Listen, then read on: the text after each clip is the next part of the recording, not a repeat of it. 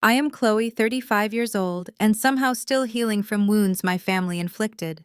As a successful software developer, I escaped their toxicity but maintained occasional contact. Last Sunday, they invited me to an upscale brunch to catch up. Between mimosas and avocado toast, my mother leaned forward, smirking. "You know, Chloe, you are lucky we even include you. Pity goes a long way." I simply sipped my coffee and smiled. That night, I logged in, disabled every family credit account, and emailed my lawyer about selling the cabin. Before I continue this story, let me know where you are watching from in the comments below. Hit like and subscribe if you have ever had to stand up to family who underestimated your worth. Growing up in Fairfield, Connecticut meant privilege to outsiders. But inside our sprawling colonial home, emotional coldness permeated every corner. Our four-bedroom house with its manicured lawn and heated swimming pool was a fortress of expectations I could never quite meet. My childhood bedroom, painted pale blue, at my mother Elaine's insistence, despite my preference for green, became my sanctuary and prison. From elementary school through high school, I maintained straight A's, joined honor societies, and pushed myself to the brink of exhaustion just to be seen. But the truth was, Elaine only cared about appearances, and my dark skin and quiet demeanor never fit her country club aesthetic. I thought moving to Atlanta and building my tech startup would sever those chains. I thought I had finally found my real family when I met Julian. He was charismatic, brilliant, and pursuing his medical degree. I believed in his dream so much I financed it, $170,000 to ensure he could study without loans. I thought I was investing in our future. I was actually funding my own public execution. The grand finale of his deception happened in the Ritz-Carlton ballroom. The graduation party was extravagant, paid for entirely by my corporate card. Chandeliers cast a golden glow over tables adorned with white roses. The room was packed with seasoned surgeons and church leaders. I wore an emerald gown, feeling pride as I watched Julian mingle in his tuxedo. He was finally a doctor. Our sacrifices had paid off. I picked up a glass of champagne and tapped a silver spoon against the rim. The cheerful chatter settled down as I approached the microphone set up on the grand stage. I smiled at Julian, ready to deliver a toast to the man I was going to marry. But as I reached for the stand, Julian stepped in front of me. His face was completely devoid of the warmth I had known for 4 years. He snatched the microphone right out of my hand. The heavy thud echoed through the silent ballroom. I stood there frozen, expecting a joke. Instead, Julian reached into the front row and grabbed the hand of Sydney. Sydney was the daughter of the chief of surgery at the hospital where Julian was beginning his residency. She was everything his mother valued: generational wealth and undeniably arrogant. Julian pulled her onto the stage and wrapped his arm tightly around her waist. He kissed her cheek right in front of me. The crowd gasped softly. Julian looked dead into my eyes, raised the microphone, and addressed the room. He pointed a sharp finger at the security guards by the mahogany double doors. "Remove her," he commanded, his voice booming. "She is just an obsessive former roommate who will not let go." My breath caught in my throat. The words hit me like physical blows. Former roommate. Obsessive. I looked around the room, searching for someone to intervene. My eyes found his family. His sister Tasha and her husband Darnell were sitting at the VIP table, snickering behind their napkins. But the most brutal reaction came from Julian's mother, Brenda.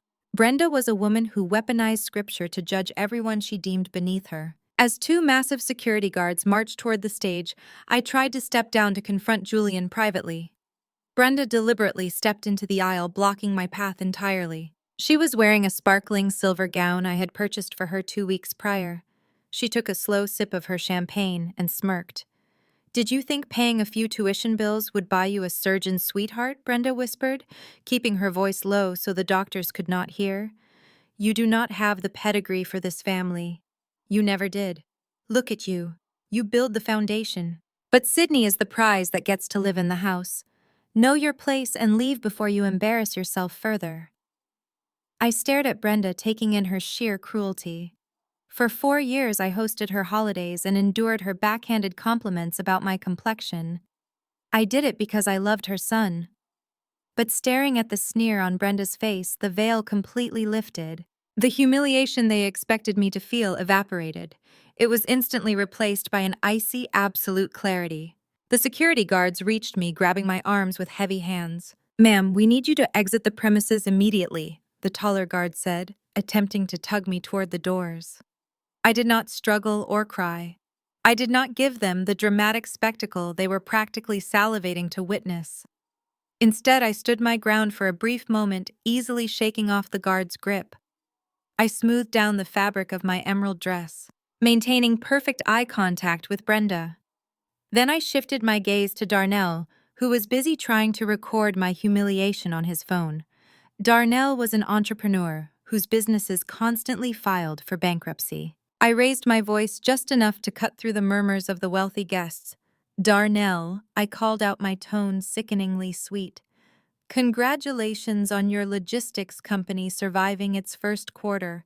I am sure it has nothing to do with me paying your American Express bill every month so your cars are not repossessed. Have a great time tonight because your card declines at midnight." Darnell's phone dropped slightly, the smug grin wiping right off his face. Tasha stopped laughing, her eyes darting between her husband and me in sudden panic. I turned my attention back to Brenda. She was glaring at me, furious I had dared to speak out of turn. I slowly slid the heavy engagement ring off my finger. Julian had presented it, calling it a priceless family heirloom. I dropped the ring into Brenda's champagne. It sank to the bottom of the flute.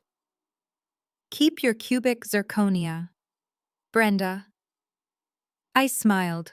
"The fake stone matches your fake faith perfectly. Have a wonderful evening, everyone." I turned around and walked down the center aisle with my head held high. The security guards trailed behind me. The silence was deafening, save for my heels against the polished marble. Julian shouted angrily from the stage, trying to regain his bewildered audience. "I do not care what you say," Julian yelled. "I am keeping the penthouse. Do not come back tonight. The locks are already being changed." I did not look back. I pushed open the doors and stepped into the night. The valet brought my car around, but I waved him off and summoned an Uber Black instead. I needed the quiet to execute my plan. Inside the car, the driver asked if I was okay. I told him I had never been better. I pulled my phone out of my clutch. My hands were perfectly steady. I ignored the frantic text from Tasha demanding to know if I was serious about the credit cards. A moment later, an angry voicemail from Julian appeared on my screen demanding I answer him immediately. He sounded so incredibly confident, so thoroughly convinced that he was the one in control of the situation. I listened to his voice echo in the quiet space of the car, and I felt nothing but a profound sense of peace. I had spent years trying to prove my worth to a family that was committed to misunderstanding me. I had bent over backwards to accommodate their constant demands, paying for their lavish lifestyles while they mocked my career and my dark skin. They assumed my silence was weakness. They assumed I would just quietly walk away, utterly destroyed and broken. Instead, I opened a secure folder labeled LLC Asset Liquidation. Julian and his family thought I was a lonely woman who wrote a check out of devotion. They thought they had used my money and discarded me the moment I was no longer useful to their climb. What they failed to understand was that I was a senior financial auditor specializing in risk management.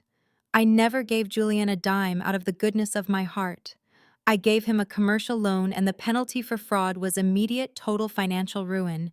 Tomorrow, Dr. Julian would learn exactly who owned his life. The morning sun had barely crested the Atlanta skyline when the private elevator chimed and opened directly into my penthouse.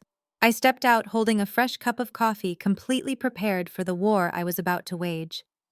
The sight that greeted me was a masterclass in audacity.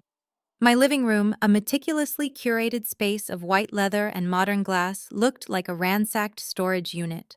Heavy-duty black trash bags were strewn across the imported rug. Standing in the middle of my living room was Julian, wearing a designer tracksuit I had purchased for his birthday. Beside him were his sister Tasha and her husband Darnell. They were actively shoving my custom-tailored suits and silk dresses into the garbage bags, like they were clearing out a thrift store donation bin. Julian looked up as the elevator doors closed behind me. He did not look surprised.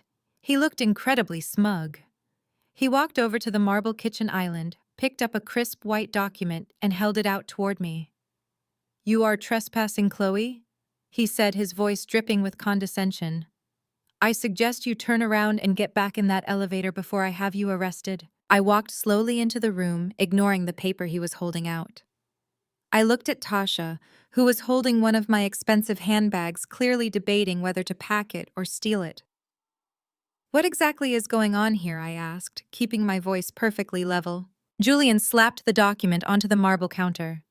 "It is an emergency restraining order," he declared proudly. "I filed it online at 4 in the morning. I detailed your emotionally unstable behavior at my graduation party. I explained to the magistrate that you are a jealous, unhinged ex-fiancé who made a public scene and threatened my safety, since my name is on the utility bills. The apartment stays with me while you cool off. Grab your trash bags and leave." I looked at the document. It was a temporary filing completely unverified by a judge, simply printed from a legal aid website. He truly believed his new medical degree made him invincible. Darnell chuckled from the corner of the room, tossing a pair of my heels into a bag. "You heard the doctor," Darnell sneered. "You played yourself last night, Chloe. You thought you could embarrass us in front of the whole hospital board, but you just proved you are crazy. Now you are out on the street." Before I could address Darnell, Tasha pulled her phone out of her pocket, her eyes gleaming with malicious joy. "You should see what Mom posted in the Greater Zion Church Facebook group this morning," Tasha said, swiping on her screen. "The whole congregation is talking about you. It already has 200 comments."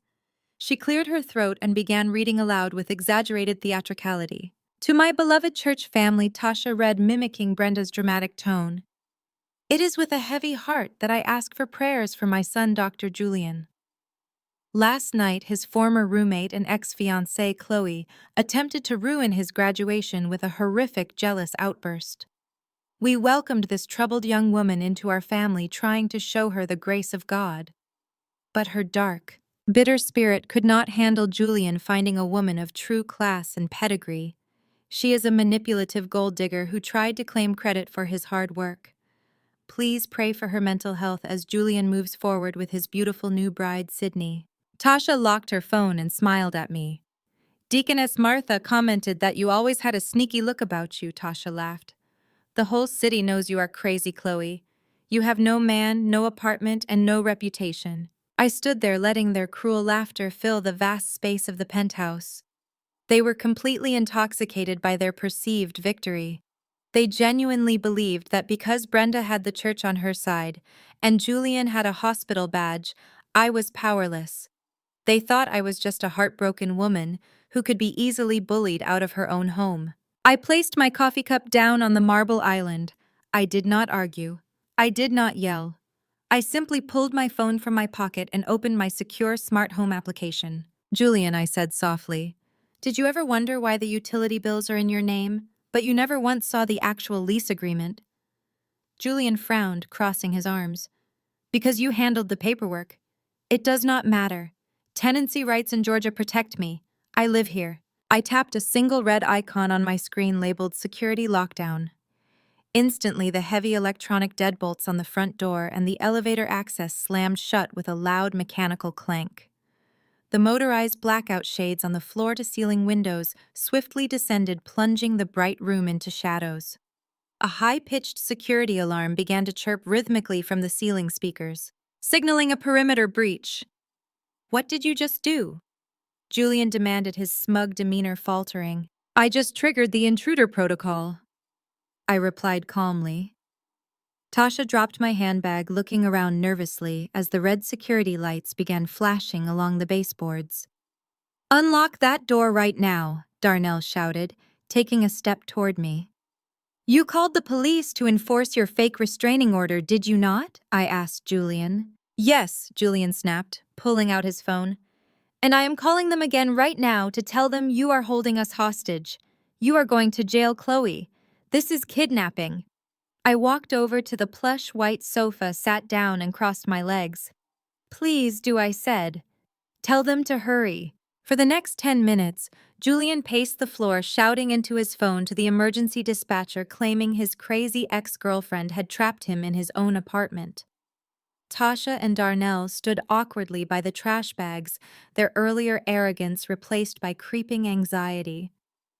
The loud banging on the heavy oak front door finally interrupted Julian's pacing. Atlanta police. A deep voice shouted from the hallway, "Open the door immediately." I tapped my phone screen again. The deadbolts retracted and the door swung open. 4 police officers rushed into the room, hands resting on their utility belts. Julian immediately ran toward them, pointing frantically at me. "Officers, thank God you are here!" Julian cried out, playing the perfect victim. "I am Dr. Julian. This is my apartment. I have an emergency restraining order against this woman. She broke in, changed the locks electronically, and tried to trap us in here. She is completely unstable. You need to arrest her and remove her from my property." The lead officer, a tall man with a stern expression, held up his hand to stop Julian's rant.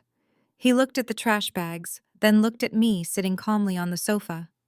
"Ma'am," the officer said cautiously, "step away from the phone and explain what is going on here." I stood up, smoothed my skirt, and walked over to the kitchen island. I bypassed Julian entirely and handed the lead officer a thick blue folder I had brought up with me. "Good morning, officer," I said clearly. "My name is Chloe. You will find my identification, the official property deed, and the corporate ownership documents in that folder." Julian scoffed loudly. "She is lying. She rents this place. Look at the utility bills. I pay the electric." The officer opened the folder and reviewed the documents. He flipped through the thick stack of papers, his eyes scanning the notarized seals and state certifications. The penthouse was not rented. It was owned free and clear by Apex Financial Holdings, LLC. And the sole managing director of Apex Financial Holdings was me. Furthermore, I had included a copy of the occupancy agreement Julian had signed 4 years ago, which clearly stated he was a guest of the owner and could be removed at any time without notice, waiving all tenancy rights. The officer closed the folder and handed it back to me with a respectful nod. Then he turned his attention to Julian. "Sir," the officer said, his tone entirely shifted. "The document she just provided proves she owns this entire property. Your name is nowhere on the deed or the corporate filing." "That is impossible," Julian yelled, his face turning a deep shade of crimson. "I live here. I have a restraining order. I showed it to you." The officer pulled Julian's printed paper from the counter and glanced at it. "This is an unfiled online template, sir. It has no judge's signature. It is completely worthless. Right now, the only thing happening here is that you and your friends are trespassing on private property, and the owner wants you gone." Tasha gasped, grabbing Darnell's arm. "Wait, she owns this place."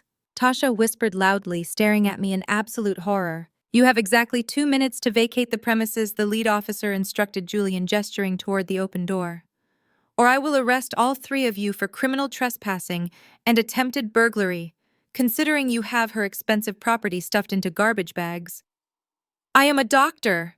Julian screamed, the veins in his neck bulging. "You cannot treat me like a common criminal." "I need to pack my things. My shoes are in the bedroom." "You have 1 minute and 45 seconds, the officer replied coldly, stepping toward Julian with his hand resting on his handcuffs. "Move. Now." The sheer panic finally set in. Darnell did not wait for another warning. He bolted for the door, leaving Tasha behind. Tasha scrambled after him, practically tripping over the trash bags in her rush to escape the police. Julian stood frozen, staring at me with a mixture of absolute hatred and disbelief. He was wearing nothing but his designer tracksuit and a pair of white socks. "Time is up," the second officer said, grabbing Julian by the arm and physically turning him toward the doorway. Julian stumbled forward, his socks slipping slightly on the hardwood floor. As the police escorted him out into the harsh fluorescent light of the public hallway, Julian ripped his arm away from the officer. He turned back to look at me, his chest heaving. "You think you won?" he scoffed, trying to salvage his shattered pride in front of the cops. "Keep the damn apartment.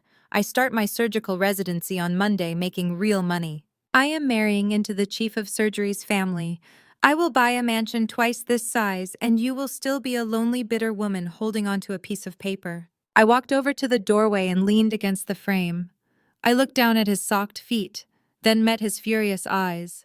I gave him a slow, chilling smirk. "Buy a mansion, Julian," I replied softly. "Just make sure you can walk there, because you might want to check on that Mercedes G-Wagon you parked downstairs." I hit the button on the wall panel. The heavy oak door slammed shut directly in his face, followed by the satisfying click of the electronic deadbolt locking him out of my life forever. The weekend passed in a state of quiet, calculating preparation. I knew Julian. I knew that after the initial shock of being evicted wore off, his massive ego would kick back in. He would convince himself that the penthouse was just a minor setback. After all, Monday was orientation day at Atlanta General Hospital. In his mind, the moment he put on his white coat, he would become untouchable. He believed the prestige of his new title would shield him from the consequences of his actions. He was about to learn that a medical degree does not pay the bills and a white coat cannot hide a fraud. Monday morning arrived with crisp, clear skies. I parked my rental car across the street from the hospital's exclusive VIP doctor's parking lot and waited. Right on schedule, the roar of a twin-turbo engine broke the morning quiet. Julian pulled into the lot behind the wheel of a matte black Mercedes G-Wagon. It was a spectacular vehicle, aggressive and luxurious, with a sticker price of $160,000. I had leased it through my holding company a year ago as a graduation gift, allowing him to drive it as long as he maintained the terms of our financial agreement. Now it was just another asset ready to be liquidated. Through my binoculars, I watched Julian step out of the driver's side. He was dressed in a sharp navy suit, looking every bit the part of the elite medical professional. Sydney was waiting for him near the entrance, looking radiant in a designer trench coat. She rushed over and threw her arms around him. A moment later, they were joined by a tall, distinguished-looking man with silver hair. This was Dr. Richard Sterling, the chief of surgery at Atlanta General, and more importantly, Sydney's father. Julian leaned against the grille of the G-Wagon, gesturing broadly as he spoke to Dr. Sterling. Even from a distance, I could read his body language. He was selling the image of black excellence and generational wealth. He was playing the role of the refined, affluent young doctor who was a perfect match for the chief of surgery's daughter. He casually patted the hood of the Mercedes, undoubtedly claiming it as a symbol of his hard work and financial acumen. Dr. Sterling nodded approvingly, clapping Julian on the shoulder. It was a perfect picture-ready moment of high society triumph. It was time to ruin it. I signaled the heavy-duty commercial tow truck waiting in the alley beside me. The massive diesel engine rumbled to life, and the truck pulled out into the street, heading straight for the VIP lot. I walked closely behind it, my heels clicking rhythmically against the pavement. The truck's reverse alarm began to blare with a loud, piercing beep that echoed across the quiet parking area. Heads turned. Nurses attending physicians and administrative staff paused on the sidewalks to see what the commotion was about. The tow truck backed into the VIP space directly in front of the G-Wagon. The operator, a burly man named Marcus, whom I had hired specifically for his no-nonsense attitude, hopped out and immediately began unspooling the heavy steel cables. He did not hesitate. He slid the towing forks right under the front tires of the Mercedes. By the hospital entrance, Julian finally realized what was happening.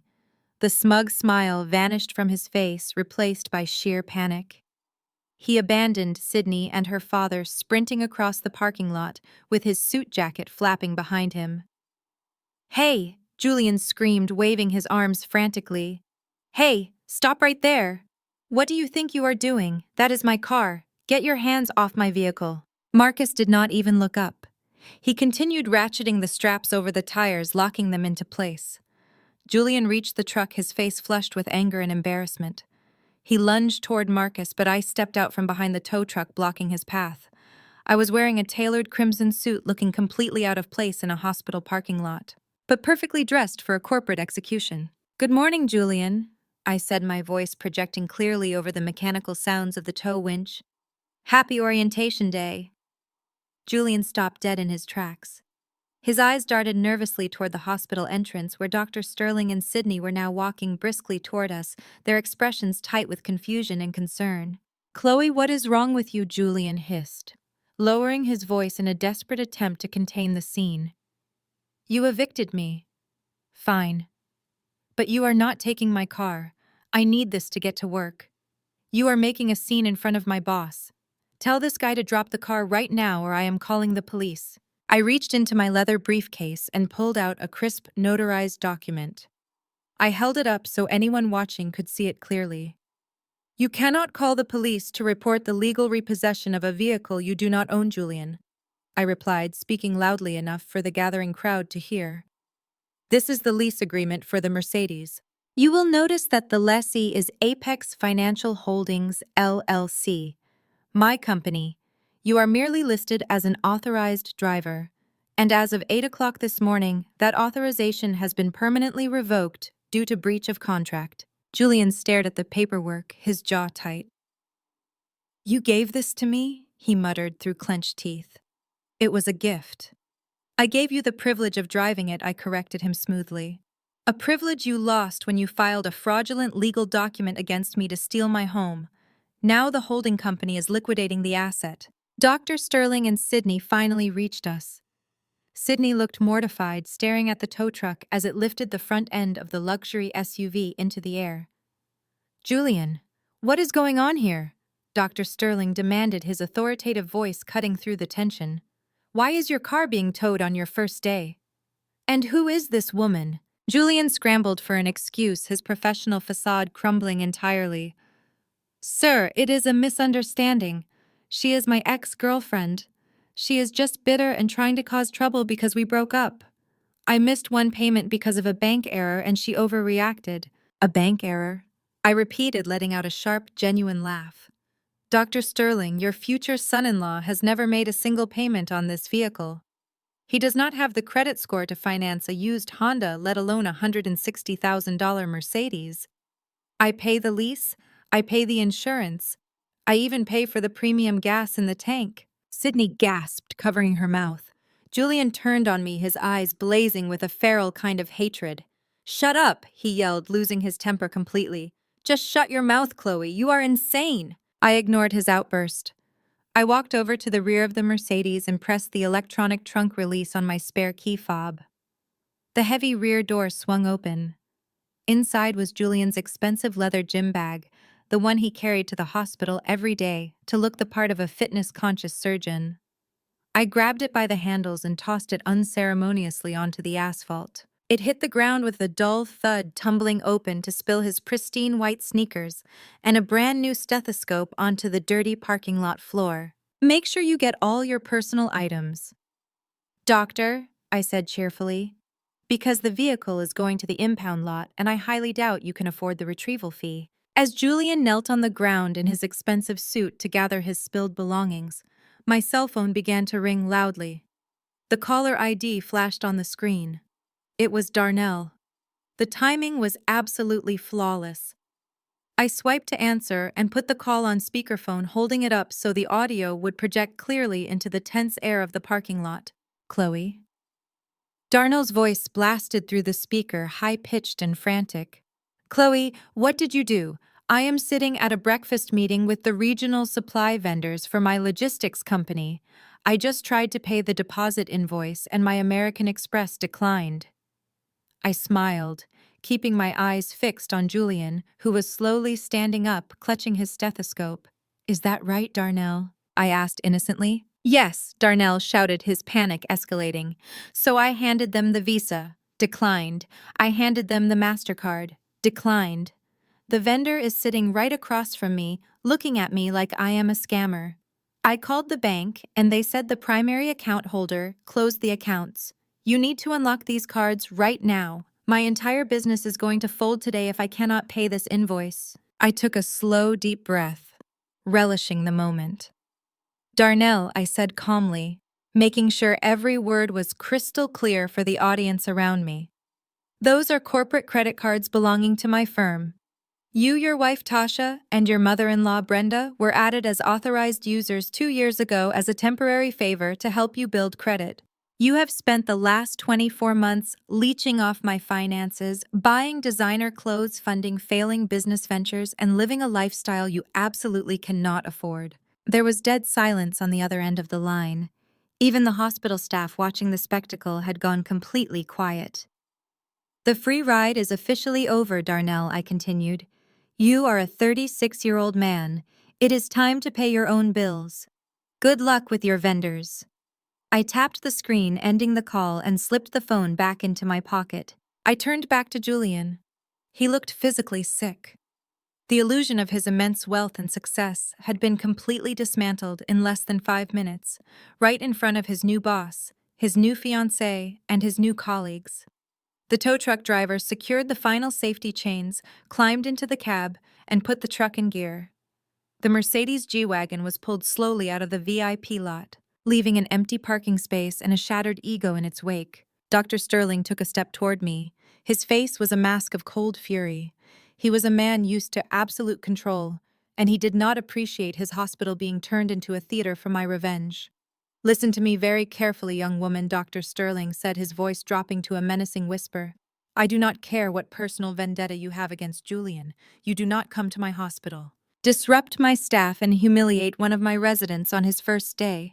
You have made a very serious mistake. I sit on the board of directors for half the financial institutions in this city. I will personally make sure your career is ruined for this stunt. I looked Dr. Sterling directly in the eyes. I was not intimidated by his threats. I dealt with powerful, angry men in corporate boardrooms every single day. Dr. Sterling, I replied, my voice steady and completely devoid of fear. Before you threaten to destroy my career, you might want to spend a little more time looking into the man you are about to welcome into your family. Dr. Sterling narrowed his eyes. What is that supposed to mean? He demanded. I adjusted my briefcase strap on my shoulder and gave him a final chilling smile. It means that a repossessed car and a canceled credit card are the absolute least of Julian's problems right now. If I were you, I would run a full federal background check on your future son-in-law before you let him anywhere near your patients or your daughter's bank accounts. Have a wonderful orientation day. Gentlemen, I did not wait for Dr. Sterling to formulate a response. I simply turned on my heel and walked back to my rental car, leaving the chief of surgery standing in the middle of the parking lot with his daughter and a humiliated resident who was currently clutching his brand-new stethoscope like a lifeline. I drove straight to the sleek glass high-rise in downtown Atlanta that housed my forensic accounting firm. By the time I swiped my security badge at the front desk, the retaliation had already begun.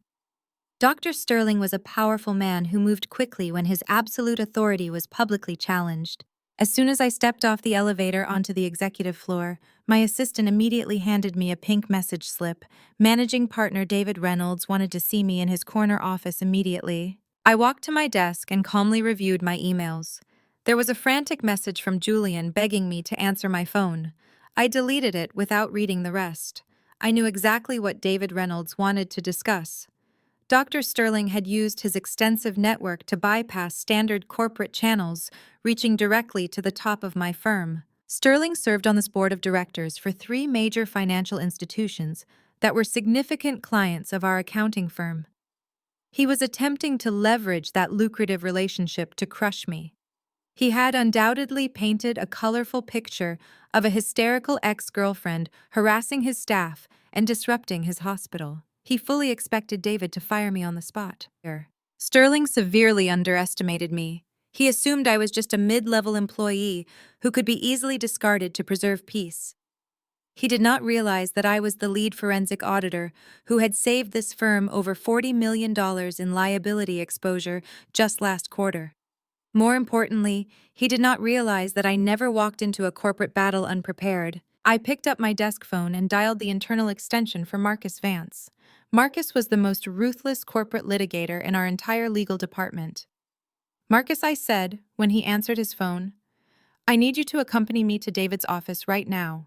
We are having a sudden meeting about my employment status, and I absolutely want legal counsel present. 5 minutes later, Marcus and I walked into the sprawling corner office of the managing partner.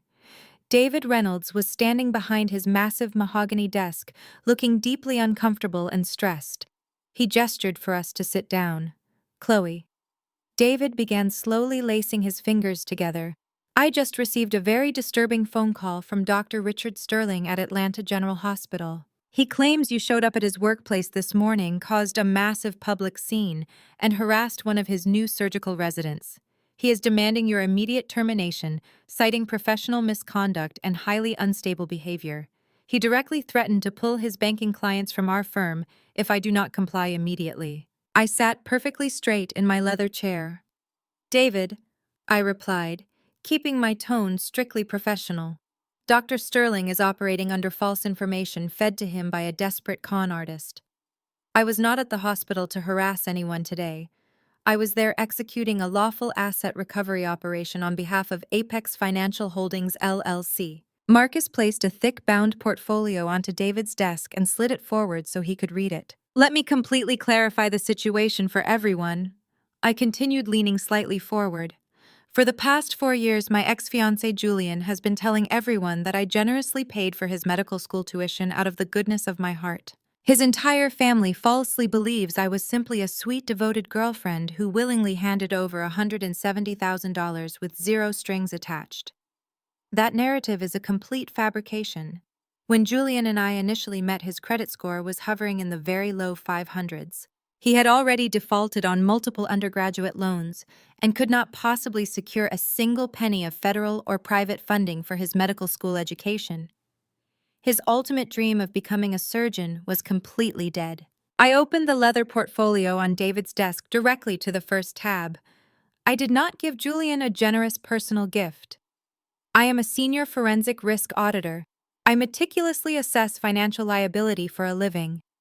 I formally created a limited liability company named Apex Financial, and I officially originated a commercial student loan specifically for Julian. He signed a legally binding contract explicitly agreeing to a 9% annual interest rate securely backed by strict repayment terms. I solely funded his entire medical education through my separate corporate entity, not my private personal checking account. The aggressive repossession of the luxury Mercedes this morning was simply a standard lawful seizure of collateral strictly due to a catastrophic breach of that specific contract. David stared closely at the documents, his eyes widening significantly as he read through the immaculate legal phrasing of the commercial loan agreement. You actually treated your own romantic relationship exactly like a corporate merger, David whispered, a clear hint of awe bleeding through his initial professional concern. I treat my hard-earned capital with the utmost respect it truly deserves, I calmly corrected him. Julian foolishly assumed that simply because we shared a bed, my money was automatically his money. He fundamentally misunderstood the rigid architecture of our ongoing financial arrangement. But the public repossession of the vehicle is genuinely just the beginning. I turned to the second tab in the portfolio. Let us deeply discuss the morality clause. Section 4, paragraph B of the commercial loan agreement explicitly dictates the exact terms of an immediate default. Standard loans generally default solely due to consecutively missed payments. My loan was intelligently structured with a very specific fraud and moral turpitude trigger. If the borrower engages in any fraudulent legal activity, criminal behavior, or actions that deliberately harm the professional reputation and financial standing of the lender, the entire loan instantly defaults. Marcus leaned in smoothly, taking over the detailed legal explanation for David. Yesterday morning, the borrower Julian officially filed a fabricated emergency restraining order against Chloe. He brazenly lied to a magistrate judge, falsely claiming Chloe was emotionally unstable and physically threatening solely to illegally evict her from a luxury property she rightfully owns and forcefully seize control of the primary residence. He then manipulatively called the Atlanta Police Department to strictly enforce this utterly fraudulent document. Filing a completely false police report and actively forging legitimate grounds for a restraining order constitute undeniable federal fraud and severe moral turpitude. I looked David squarely in the eyes. Because Julian arrogantly triggered the morality clause, the standard structured repayment schedule has been completely nullified. The entire outstanding principal balance of $170,000 is now legally due immediately. Furthermore, the original contract outlines a very severe financial penalty for a moral default, accurately factoring in the heavily capitalized interest and the punitive default fees. Julian currently owes Apex Financial Holdings exactly $220,000, payable fully today. David sat back heavily in his luxurious leather chair, entirely speechless. The aggressive threat from Dr. Sterling was suddenly completely irrelevant. I was not a crazy, hysterical ex-girlfriend foolishly throwing a public tantrum. I was a legitimate corporate entity flawlessly executing a devastatingly legal and binding debt collection. If Dr. Sterling unlawfully attempted to aggressively interfere with my employment over this precise matter, he would absolutely be opening himself and his esteemed hospital up to a massive corporate interference lawsuit. Chloe? David finally said, slowly clearing his dry throat. What exactly is your next strategic move here? Sterling is anxiously expecting a phone call back from me confirming your immediate termination. You can politely tell Dr. Sterling that you reviewed the matter and determined it is an active legal dispute regarding standard corporate debt collection, and the firm will not be taking any disciplinary action, I instructed incredibly calmly. If he fiercely pushes back, kindly remind him that knowingly harboring a surgical resident who actively commits blatant perjury and real estate fraud might severely violate his own hospital's strict ethics board policies. Marcus nodded in total agreement. The firm is completely insulated, David. Chloe's legal documentation is entirely bulletproof. Terminating her would clearly be wrongful dismissal, and we would absolutely be defending it fiercely in court. Dr. Sterling has absolutely no real leverage here. David let out a long, relieved breath, a slow, genuine smile finally breaking through his deeply tense expression. He quickly closed the portfolio and handed it straight back to Marcus. Well, he softly murmured, I certainly pity anyone who ever tries to cross you, Chloe. You are officially cleared to confidently return to your desk. Please handle your business, but keep the firm's good name completely out of the collateral damage. I thanked David, gracefully stood up and walked out of the office with Marcus. I had successfully neutralized the chief of surgery's attack before it even gained momentum. Julian had played his best card, using his new father-in-law's influence, and it had failed spectacularly. Now it was my turn to firmly return fire. I returned to my desk and unlocked my screen. I opened my secure client and drafted a new message. This was not going to be quiet or private. Julian had humiliatingly discarded me publicly at graduation. I attached the official debt notice demanding immediate payment of $220,000. I attached the penthouse police report proving the fraudulent order and the signed morality clause. I typed his hospital email into the recipient line. Then I added Human Resources, the residency director, and Dr. Sterling's direct email to carbon copy. I clicked send. The email vanished, speeding to detonate his life. He was probably sitting comfortably in his new plush orientation seminar, right now completely oblivious to the undeniable fact that a massive financial guillotine was rapidly dropping directly onto his exposed neck. The illusion of his perfect elite existence was officially over forever starting this very exact second. The fallout from my email was instantaneous and spectacular. Within 20 minutes of hitting send, Julian's phone began ringing frantically. I knew this because my legal team was already receiving panicked voicemails from his newly hired, deeply out-of-his-depth defense attorney. Julian had spent his entire morning orientation seminar sitting in a plush leather chair, believing he had outsmarted me. But the moment his phone buzzed with the notification of a $220,000 debt collection explicitly copied to the chief of surgery and the hospital human resources department, his arrogant facade completely shattered. He realized with horrifying clarity that I had not just threatened him, I had legally bound him. He was completely screwed. He desperately needed a high-powered corporate lawyer to fight the apex predator he had carelessly awakened, and high-powered lawyers required massive retainers. In his absolute desperation, Julian turned to the only people he thought still had any financial leverage. He called his sister Tasha and her husband Darnell. According to the furious text messages Julian accidentally sent to my old shared calendar, he begged Darnell for a $50,000 loan to hire a defense attorney. He pleaded with them, reminding Tasha that he was the golden child of the family and his medical career was their ultimate ticket to high society. He needed them to leverage Darnell's logistics business to save him. While Julian was busy begging his brother-in-law for a financial lifeline, I was sitting quietly at my mahogany desk doing exactly what I do best. I was following the money.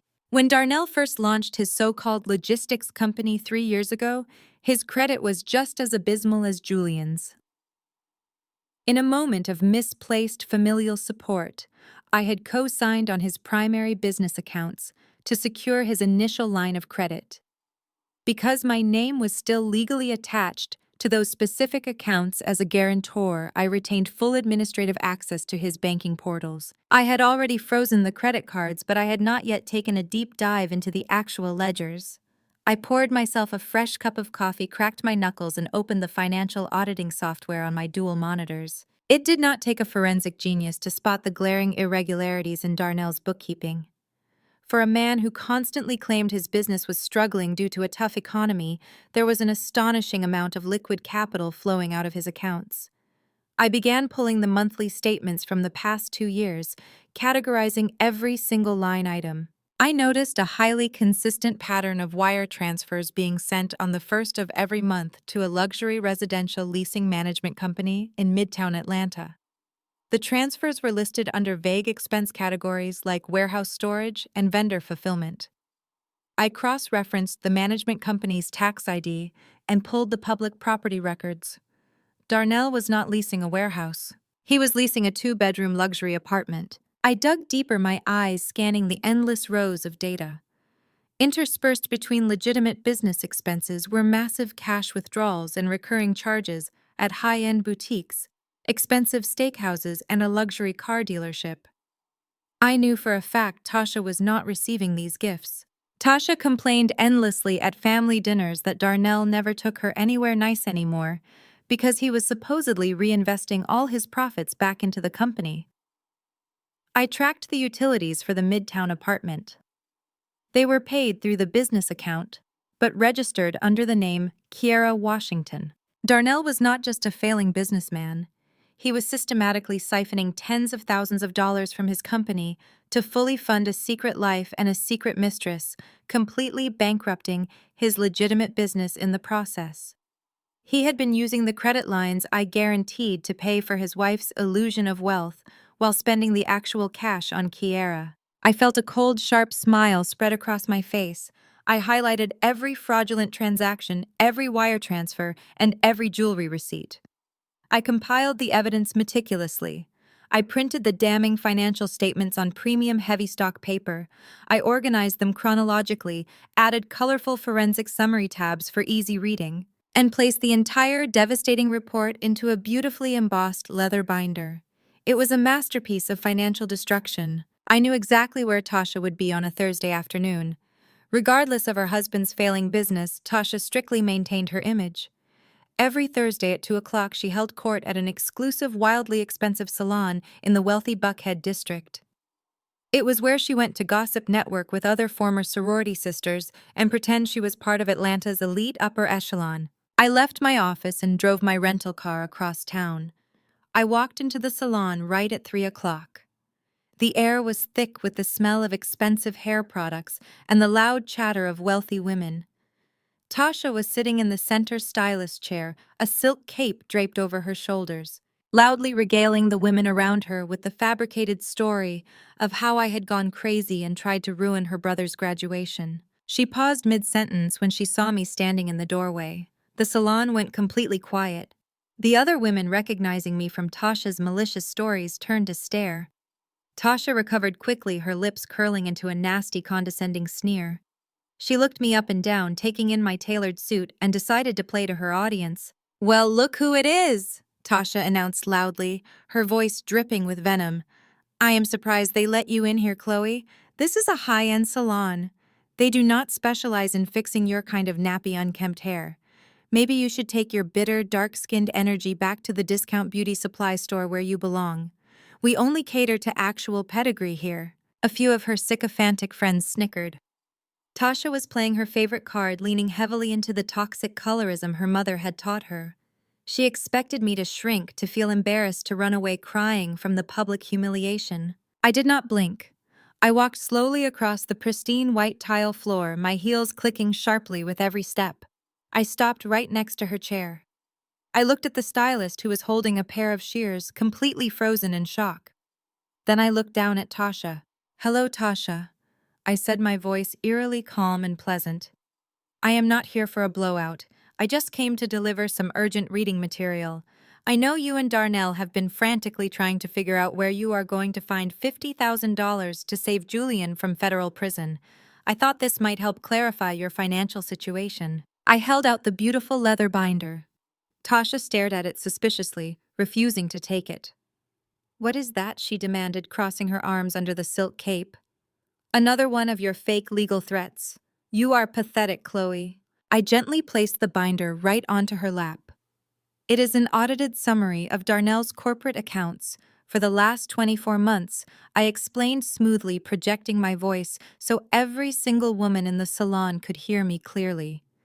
Since I am the primary guarantor on his credit lines, I did a routine audit today. You might want to look at tab 3. It details the $3,000 a month luxury apartment in Midtown he has been renting for a 23-year-old woman named Kiera. Tab 4 has the receipts for the Cartier bracelets he bought her in February. Interestingly, I remember you getting a cubic zirconia necklace from Amazon for Valentine's Day. Tasha's arrogant smirk vanished instantly. The color completely drained from her face. She looked down at the leather binder like it was a live explosive. Her hands began to tremble uncontrollably as she flipped open the cover. The salon was dead silent. Nobody was laughing now. Tasha stared at the premium paper, her eyes darting back and forth across the highlighted wire transfers and the undeniable utility bills. She saw the photographs of the receipts. She saw the undeniable proof that her entire perfect marriage, her wealthy sorority girl aesthetic, and her superior social standing were built on a humiliating lie. Her husband was not just broke, he was making a complete fool of her. No, Tasha whispered, a choked, desperate sound escaping her throat. No, this is fake. You fabricated this to get back at me. I leaned in slightly, lowering my voice just enough to deliver the final blow. You know it is real, Tasha. You have known he was lying about the money for months. You just preferred to live in denial rather than lose your country club status. But the money is gone. He drained the accounts to play sugar daddy, and I just froze the credit lines he was using to keep you draped in designer labels. You are bankrupt. Tasha let out a loud, gut-wrenching sob. The illusion shattered completely. She buried her face in her hands, sobbing uncontrollably in the middle of the luxury salon, completely humiliated in front of the exact high society women she had spent years trying to impress. Her perfect life was disintegrating right before her eyes. I did not feel a single ounce of pity. I straightened my posture, turned around, and walked toward the exit. Enjoy the reading material, ladies, I called over my shoulder. I stepped out into the warm Atlanta afternoon, taking a deep breath of fresh air. I had barely reached my rental car when my phone began to vibrate violently in my pocket. I pulled it out and looked at the screen. It was Brenda. I pressed the answer button and held the phone to my ear, waiting. Chloe, Brenda screamed into the receiver, her voice completely unhinged, losing all of her usual church lady refinement. What are you doing? Tasha is having a hysterical breakdown. Julian is crying in my kitchen because his residency director suspended him pending an investigation. You are an evil, vindictive demon. You are destroying my family. I unlocked my car door, completely unbothered by her screaming. I am simply holding a mirror up to your family, Brenda, I replied coolly. You just hate the reflection. You listen to me, Brenda shrieked, her desperation peaking. You will not win this. Julian is marrying Sydney. Her father is the chief of surgery. Her family has millions of dollars. They are real money. They will pay off your petty little loan today, and they will crush your entire career. You are nothing but a dark-skinned peasant trying to play God. You hear me? We will crush you. I listened to her panting heavily on the other end of the line. She was clinging to her absolute last shred of hope.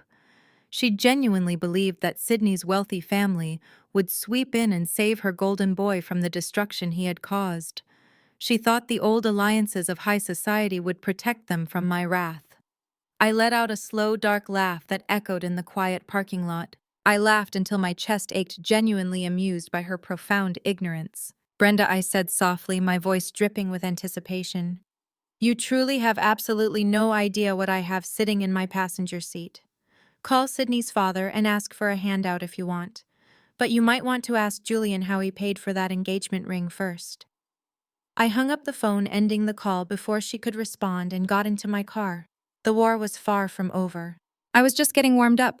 I pulled out of the salon parking lot, my mind already shifting away from Tasha's public breakdown and focusing entirely on the next puzzle piece. Brenda's frantic phone call had actually provided me with a crucial piece of information. She had loudly bragged that Julian was marrying Sydney and that her wealthy family would protect him. But the undeniable reality of Atlanta high society was that entry into those elite circles required a massive upfront cover charge. I had seen the photographs of Sydney from the graduation night. I had specifically noticed the massive rock sitting on her left ring finger. It was a classic platinum set 3-carat Cartier diamond engagement ring. I knew the luxury jewelry market intimately well due to my high net worth clients. That specific ring retailed for absolutely no less than $80,000. Julian did not have $80,000. He did not even have $80. I managed every single aspect of his finances for 4 years. I knew his bank balances, his hidden credit card debt, and his non-existent savings. He was completely leveraged. So how exactly does a broke medical student purchase an $80,000 Cartier ring just weeks before graduation? I returned to my office and securely locked the heavy wooden door behind me. The afternoon sun was casting long golden shadows across my desk as I logged back into my secure forensic terminals. I needed to trace the sudden influx of cash. Criminals always leave a paper trail, and Julian was an incredibly sloppy criminal. He possessed the profound arrogance of a man who believed he was always the smartest person in the room. I started by running a comprehensive sweep of all his known financial profiles. Nothing new appeared.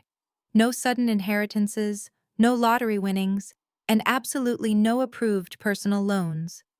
Traditional banking institutions had permanently blacklisted him due to his abysmal credit history. If traditional avenues were completely closed, he had to have used an alternative source of funding.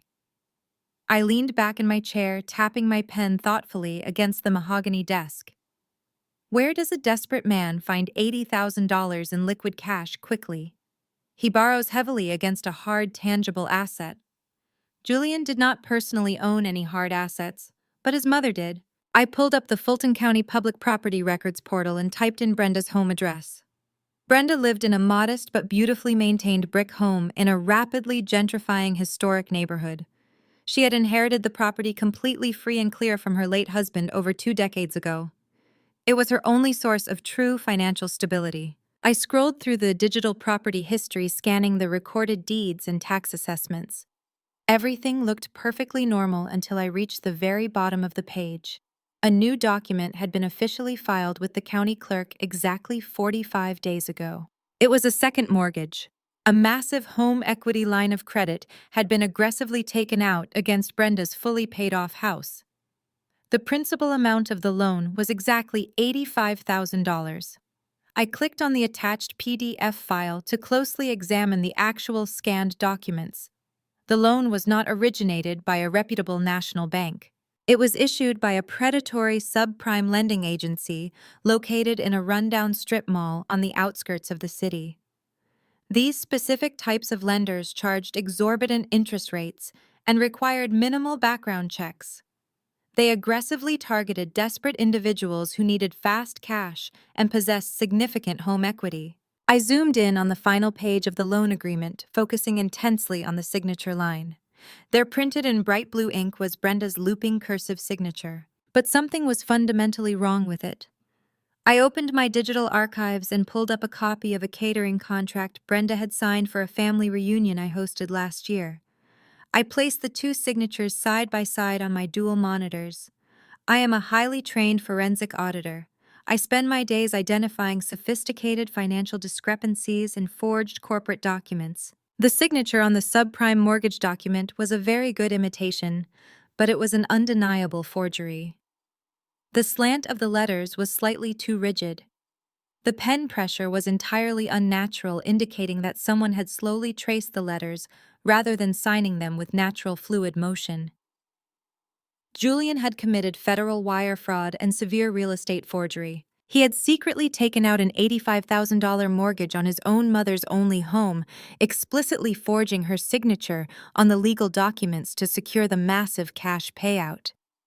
He used that stolen money to buy Sydney's Cartier engagement ring and fund the extravagant illusion of his new elite lifestyle. He had callously gambled his mother's entire financial future on the arrogant assumption that once he became a wealthy surgeon, he could quietly pay off the predatory loan before Brenda ever noticed the monthly statements arriving in the mail. It was a level of narcissistic sociopathy that even I had not fully anticipated. The sheer audacity required to legally risk the roof over his own mother's head simply to impress a wealthy woman was absolutely staggering. I sat in the quiet of my office staring at the forged signature, feeling a cold wave of absolute clarity wash over me. Julian had unwittingly handed me the ultimate weapon of his own destruction. He thought he was playing a sophisticated game of high society chess, but he had just handed me the nuclear launch codes. I did not immediately call the local police. Sending Julian to jail right now would be too quick, too easy, and far too private. He had humiliated me in front of hundreds of people. I intended to return the favor with severe compounding interest. Furthermore, simply exposing the fraud would not give me the absolute control I intensely desired over the entire situation. I needed to personally own the consequences of his failure. I picked up my phone and dialed the direct number for a private contact I frequently utilized in the distressed debt acquisition market. Subprime lenders are notoriously greedy and exceptionally risk-averse when it comes to high-profile legal litigation. They sell off questionable debt portfolios constantly to maintain operational liquidity. I instructed my broker to immediately contact the strip mall lending agency holding Brenda's forged mortgage. I fully authorized Apex Financial Holdings LLC to aggressively purchase the entire $85,000 debt for a slight premium in cold hard cash. By 4 o'clock on Friday afternoon, the aggressive transaction was officially completed. The legal transfer documents were signed, sealed, and digitally delivered directly to my secure corporate server. I leaned back in my leather chair and let out a slow, satisfying breath. Julian had illegally forged a document to borrow money from a predatory lender. But now that exact predatory lender was me. I legally owned the mortgage on Brenda's house. I held the absolute power to initiate a brutal foreclosure the very second the loan defaulted. Thanks to Julian's extravagant spending habits, I knew for an absolute fact he did not have the cash to make the upcoming monthly payment. Despite the massive legal and financial threats currently hanging heavily over his head, Julian remained stubbornly delusional. He was relying entirely on the protective shield of Dr. Sterling's immense institutional influence. According to the mutual acquaintances who were still eagerly feeding me information, Julian had managed to somehow convince Sydney and her father that my corporate debt collection email was just a malicious fabrication created by a jealous ex-girlfriend. He spun a brilliant web of lies, assuring them that his non-existent lawyers were expertly handling the minor dispute and that I was completely unhinged. To boldly prove how completely unbothered he was by my legal threats, Julian and Sydney aggressively decided to move forward with their lavish engagement party scheduled for Saturday evening. They had expensively rented out the grand ballroom at the prestigious Atlanta Country Club. It was meticulously designed to be a massive, highly publicized social event aimed at permanently cementing their status as the city's newest elite medical power couple. Brenda was invited as the beloved guest of honor, completely oblivious to the terrifying reality that the expensive dress she would proudly wear was paid for by the stolen equity of the house she would very soon lose. They truly believed they were completely untouchable. They believed the thick velvet ropes of the country club would permanently protect them from the devastating consequences of their terrible actions. I stood in my bedroom meticulously preparing for the evening. I did not choose a delicate evening gown. I intentionally selected a heavy, custom-tailored charcoal gray power suit. I walked over to the mahogany desk and picked up a thick manila envelope containing the forged mortgage documents.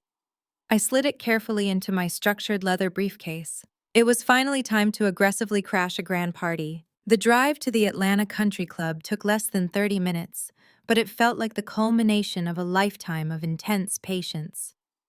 I pulled my rental car up to the grand entrance where a long line of luxury vehicles was already waiting for the valet service. The country club was a sprawling historic estate of manicured lawns and towering oak trees draped beautifully in elegant white fairy lights.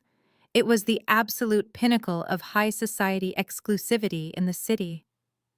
I stepped out of the car, handing the keys to a young valet who looked slightly intimidated by my tailored charcoal gray power suit. I did not look like a woman arriving to celebrate a joyful union. I looked like a corporate executive arriving to finalize a hostile corporate takeover.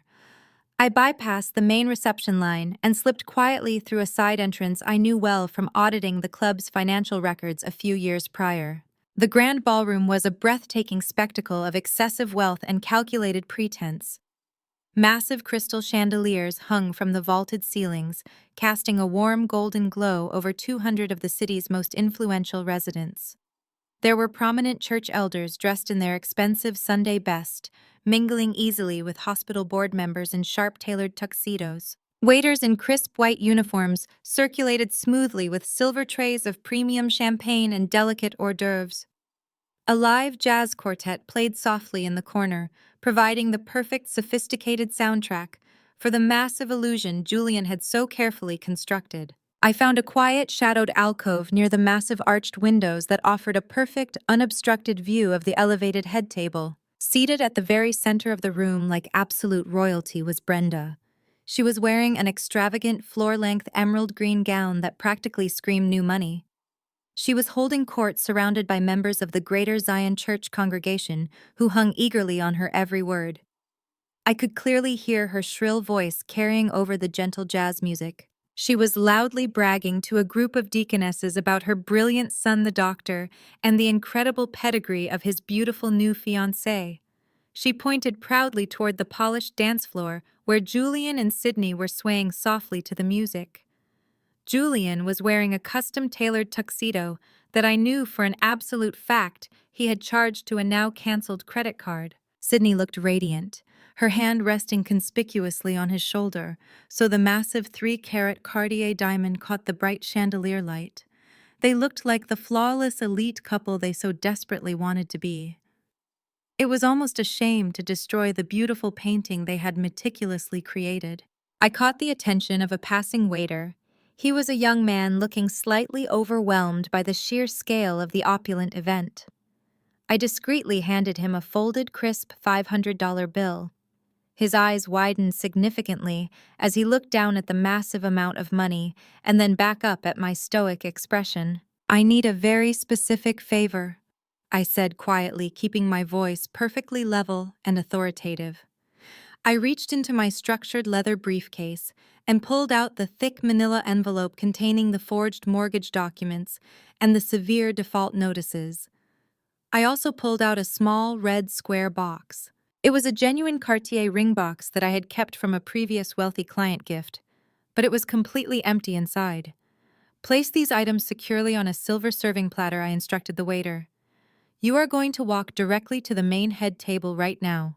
You will present this platter exclusively to Dr. Richard Sterling, the chief of surgery. Do not hand it to anyone else at the table. Just place it directly in front of him. Say it is a special urgent delivery from Apex Financial and walk away immediately without answering any questions." The young waiter nodded quickly, pocketing the $500 bill into his apron. I watched closely from the shadows as he walked briskly toward the main catering station. A moment later, he emerged carrying a highly polished silver-domed platter. He navigated smoothly through the crowded, elegant ballroom, expertly dodging wealthy guests and dancing couples. The jazz quartet finished a beautiful song, and a smattering of polite applause rippled through the massive room. Julian and Sydney walked off the dance floor holding hands affectionately and took their prominent seats at the grand head table right next to Dr. Sterling and Brenda. The timing was absolutely impeccable. The waiter approached the table just as Dr. Sterling picked up his expensive crystal champagne flute to propose a toast to the happy couple. "Excuse me, sir," the waiter said loudly enough to command the immediate attention of everyone sitting at the long head table. "I have a special urgent delivery from Apex Financial." The waiter removed the silver dome, revealing the thick stack of legal documents and the iconic red Cartier box sitting perfectly on top. He placed the heavy platter directly in front of Dr. Sterling, bowed slightly, and quickly walked away, disappearing into the dense crowd, just as I had strictly instructed him to do. Dr. Sterling frowned heavily, looking down at the platter with deep confusion. Julian's charismatic smile faltered instantly. The blood completely drained from his face the very moment he heard the name Apex Financial. He immediately recognized the red jewelry box. He reached aggressively across the table in a sudden sheer panic, trying to grab the platter before anyone else could touch it. "Wait!" Julian stammered, his voice cracking slightly with terror. "That is a mistake. That is not for us." Dr. Sterling swiftly blocked Julian's hand with his own. He was a powerful man, accustomed to absolute authority, and he did not appreciate sudden interruptions or secretive, erratic behavior. He picked up the red Cartier box and popped it open. He stared silently at the empty velvet cushion inside. Then he picked up the thick stack of premium printed legal documents. Sydney leaned closely over her father's shoulder, looking deeply confused by the strange delivery. Brenda stopped her loud, boastful bragging and turned her full attention to the platter, an highly annoyed expression crossing her face. Dr. Sterling flipped open the first page of the detailed dossier. It was the official legal notice of immediate default on the $220,000 commercial student loan, meticulously detailing Julian's abysmal credit history and his complete lack of personal assets. Dr. Sterling's eyes narrowed dangerously as he read the undeniable certified proof that his future son-in-law was not a wealthy, successful prodigy, but a massive financial liability who had been entirely funded by a single corporate entity. He flipped sharply to the next section. There in high-resolution color printing was the forensic breakdown of the $85,000 subprime mortgage. "What exactly is that?" Richard Brenda asked, leaning aggressively across the table, trying to read the documents upside down. "Is it a surprise gift registry confirmation?" Dr. Sterling did not look at her. He slowly turned his head and glared at Julian with a look of pure, unadulterated disgust.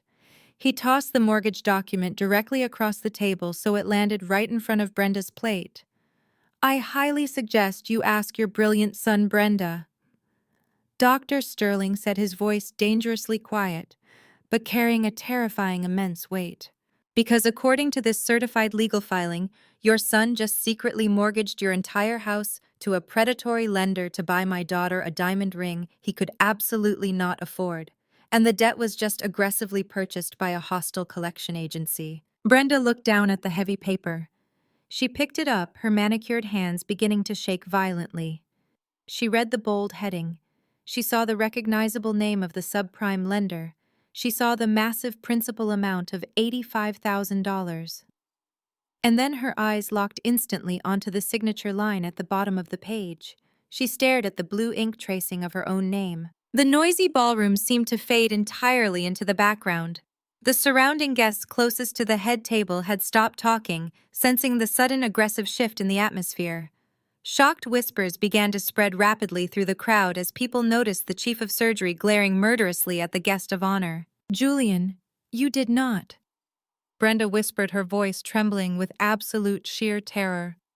"Tell me this is a horrible fake.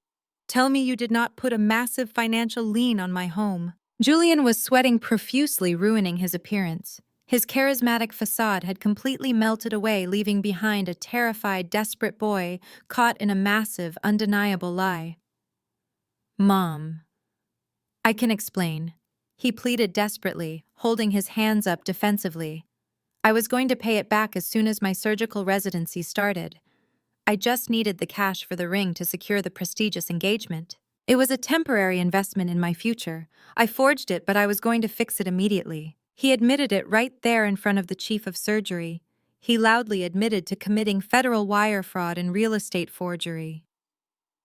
The silence that fell over the head table was absolutely deafening. Brenda's face twisted into an expression of sheer horrific realization. The home she had owned free and clear, the only security she had in the world, was completely gone.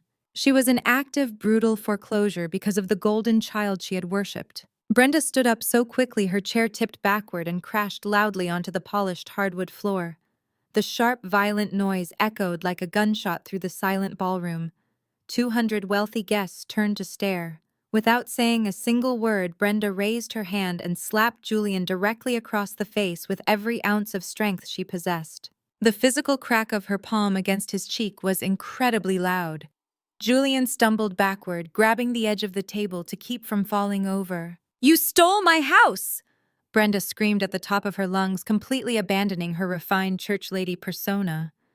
"You forged my name and stole my house, you worthless boy. I am going to be homeless because of you." The entire country club was paralyzed in deep shock. Church elders gasped, covering their mouths in utter horror. Hospital board members murmured anxiously to one another, exchanging deeply concerned, furious glances. The spectacular engagement party had instantly transformed into a brutal public execution. Sydney stood up trembling with extreme humiliation and rage. She looked at Julian, who was holding his red, stinging cheek, and then looked at her powerful father. Dr. Sterling stood up slowly, buttoning his suit jacket with menacing, absolute calm. He looked at Julian one final time. "The wedding is completely cancelled," Dr. Sterling announced, his voice ringing with absolute finality. "You are a complete disgrace to the medical profession, and you will never operate in my hospital. Come, Sydney. We are leaving right now." Julian reached out desperately, grabbing Sydney's arm. "Sydney, please, you have to listen to me," he begged. Sydney violently yanked her arm away. She picked up her full glass of premium red wine and threw the entire contents directly into Julian's face. The dark liquid splashed violently across his crisp white tuxedo shirt, ruining it instantly. "Do not ever speak to me again," Sydney hissed. She turned and marched swiftly out of the ballroom, closely followed by her furious father. Julian stood dripping with wine, completely destroyed. He wiped his stinging eyes and frantically scanned the silent, staring crowd. He was looking for the architect of his spectacular demise. His desperate, angry eyes finally locked onto me, standing calmly in the shadowed alcove by the windows. My arms were crossed and I was wearing a cold, victorious smirk. Julian let out a feral, loud scream of absolute rage. He lunged away from the head table, charging violently across the ballroom floor directly toward me, his fists clenched and his eyes wild with pure fury.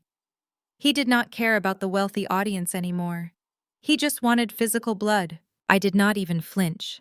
Before he could close the distance, two massive men in dark suits stepped seamlessly out of the shadows directly in front of me. I had heavily hired private executive protection specifically for this exact moment. The lead bodyguard easily caught Julian by the shoulders, forcefully slamming him back onto the polished hardwood floor. Julian scrambled in the spilled wine, screaming my name as my security team formed an impenetrable wall of muscle and steel between us. I stood completely safely behind them, watching his entire future burn to ash. The Sunday morning following the disastrous engagement party dawned with heavy gray clouds matching the absolute devastation I had left in my wake. I knew Julian incredibly well, and I fully understood his psychological defense mechanisms. He possessed a terrifying ability to completely compartmentalize his massive failures. He would cling desperately to the single remaining pillar of his highly inflated ego, which was his newly minted medical degree. In his deeply narcissistic mind, the white coat was an impenetrable armor. He genuinely believed that once he officially walked through the sliding glass doors of Atlanta General Hospital and began his prestigious surgical residency, he would automatically be untouchable. He assumed he could charm his way back into Dr. Sterling's good graces, eventually win Sydney back, and use his massive future doctor salary to quickly settle his financial debts before the law ever caught up with him. He was relying entirely on the immense prestige of the medical profession to save him from the devastating consequences of his own criminal actions.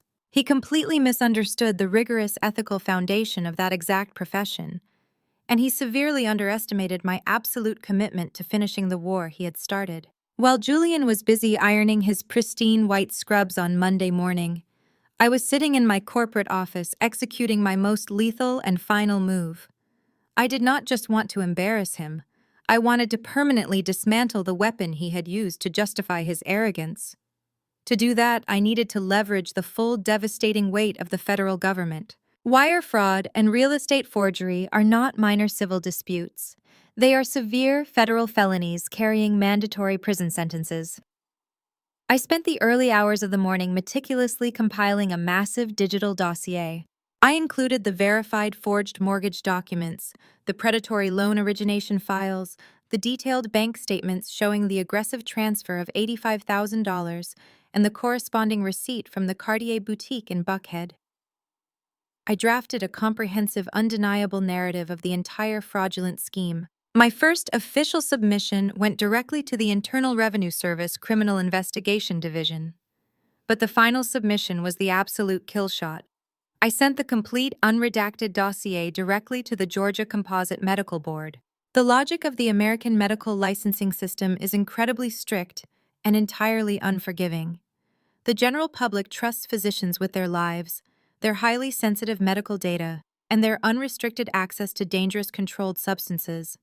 Because of this profound level of trust, the medical board maintains a zero-tolerance policy regarding severe moral turpitude. In the United States, you absolutely cannot obtain or maintain a legitimate medical license if you are actively under federal investigation for severe financial fraud and deliberate forgery. The ethical guidelines explicitly state that a physician who demonstrates such a catastrophic lack of integrity in their personal financial dealings poses an immediate, unacceptable risk to the public and the institution. A doctor who will willingly forge his own mother's signature to steal her home will absolutely falsify patient records, overbill insurance companies, or steal prescription medications.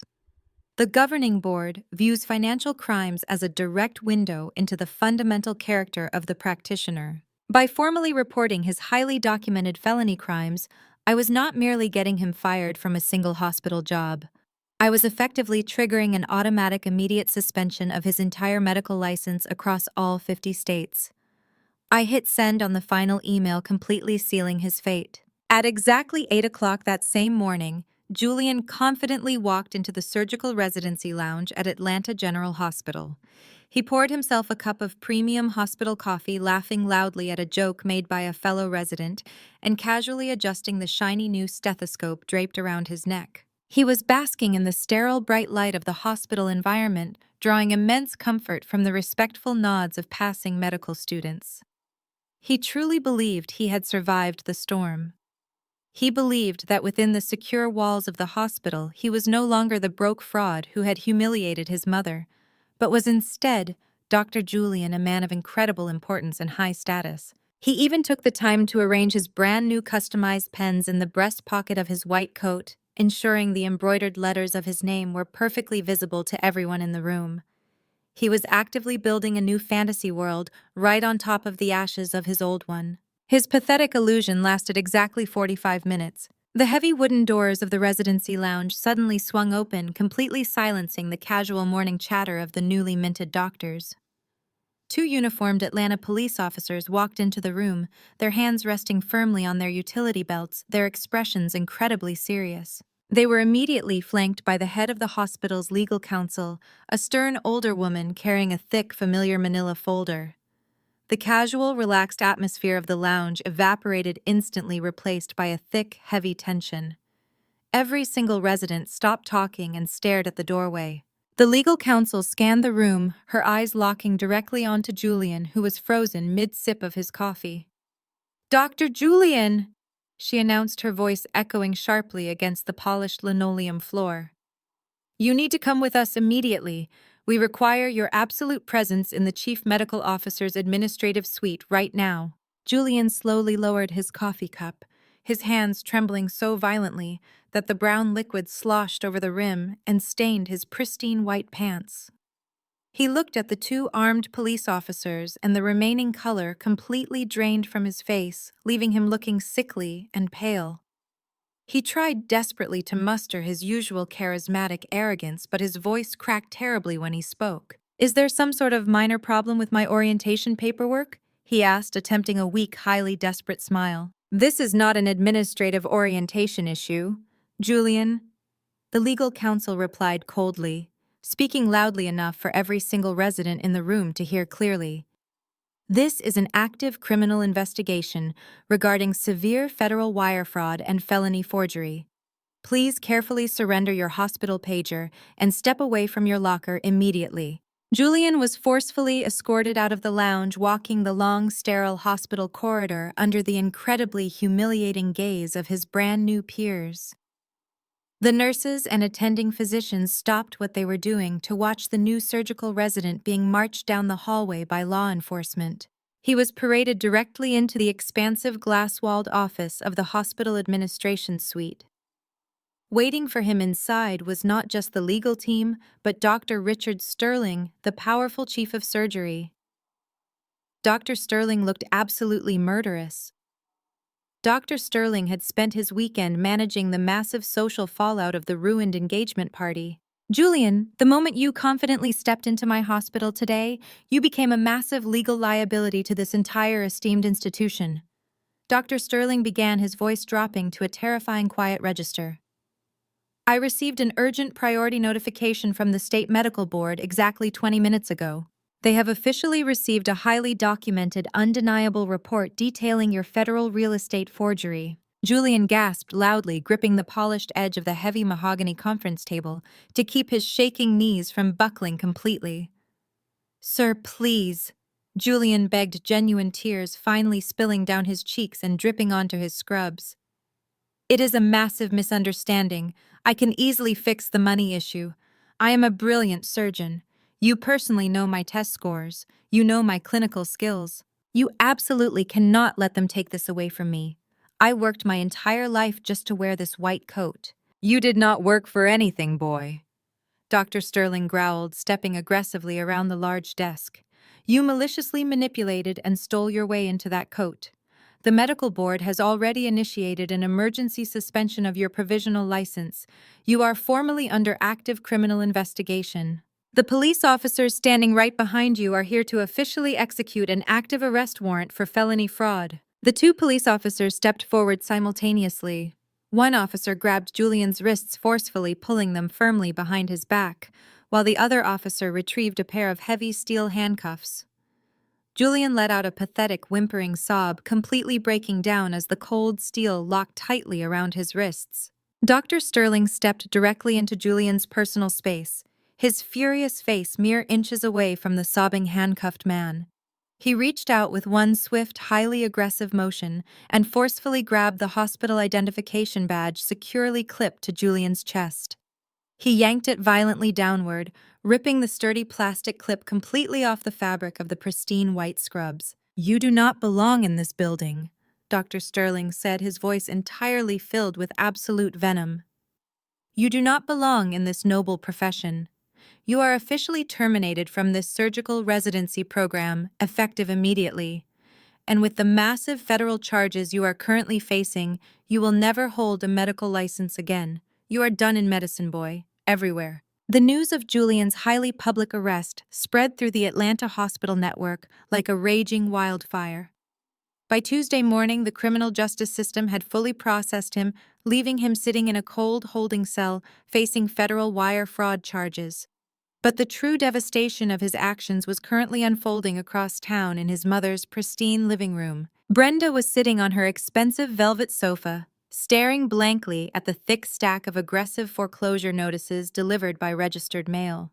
Her beautifully manicured hands trembled as she read the dense legal jargon. Because my holding company now legally owned the $85,000 subprime mortgage, the default was instantaneous. Because Julian had already missed the initial premium payment, the strict legal protocols were instantly triggered. The reality of her situation was exceptionally brutal. The only possible way Brenda could legally halt the aggressive foreclosure proceedings and save the beloved home she had owned for decades was to officially cooperate with the federal investigators. She had to formally swear under oath that her son forged her signature. She had to actively press criminal charges against her golden child. The profound irony was absolutely suffocating. For her entire life, Brenda had elevated Julian above everyone else, excusing his terrible behavior constantly. She had enabled his massive ego at every single turn, always blaming others for his obvious shortcomings. Now her only path to personal salvation required her to become the primary witness for his federal prosecution. She was forced to choose between the son she worshipped and the house she desperately loved. Desperate people always return to their perceived seats of power. For Brenda, that absolute center of power was the Greater Zion Church. She truly believed that if the cold legal system failed her, the wealthy congregation she had faithfully served and heavily manipulated for many years would surely step in to save her from financial ruin. On Wednesday evening, Brenda requested an emergency financial hearing with the elder board. She walked into the private fellowship hall wearing a modest black dress, fully prepared to play the ultimate victim. She intended to cry, quote scripture, and beg for an $85,000 church loan to save a faithful servant from a predatory corporate attack. What Brenda completely failed to realize was that I never leave loose ends. 2 days before her emergency meeting, I compiled a secondary digital dossier. I gathered clear screenshots of every single nasty colorist Facebook message Brenda had ever posted online. I meticulously documented her toxic gossip, her harsh judgment of poorer congregation members, and her vile racist comments regarding my dark skin in their private church groups. I combined those damning screenshots with the undeniable police reports detailing Julian's massive fraud. I emailed the entire comprehensive package directly to the senior pastor and every single member of the elder board. When Brenda stood at the heavy wooden podium and began to perform her tearful victim routine, the senior pastor simply raised his right hand, silencing her completely. He slid a thick printed copy of my dossier across the polished table. He looked at her with profound disappointment, his expression completely devoid of sympathy.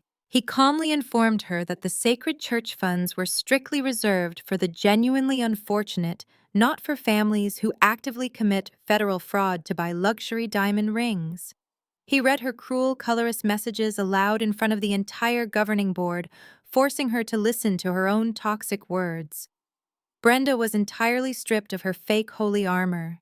The church leadership formally asked her to immediately step down from all her prominent committee positions and suggested she seek deep spiritual counseling. She was completely ostracized from the only community that had ever given her a false sense of superiority. By Thursday afternoon, Brenda had absolutely nowhere else to turn. The harsh reality of her impending homelessness finally broke her stubborn pride. I was sitting at my executive desk, reviewing quarterly risk assessments, when my front desk assistant buzzed my internal line. She formally informed me that Brenda was waiting in the lobby, desperately demanding a brief meeting. I smiled, instructing my assistant to send her back.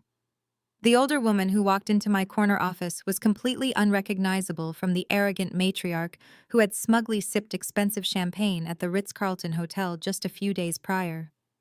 Brenda looked physically exhausted, her shoulders heavily slumped and her eyes bright red from endless crying. Her hair was unkempt and she looked incredibly fragile. She did not bother sitting down in the plush leather guest chair. She stood nervously in front of my massive mahogany desk, wringing her hands together in a pathetic display of absolute defeat.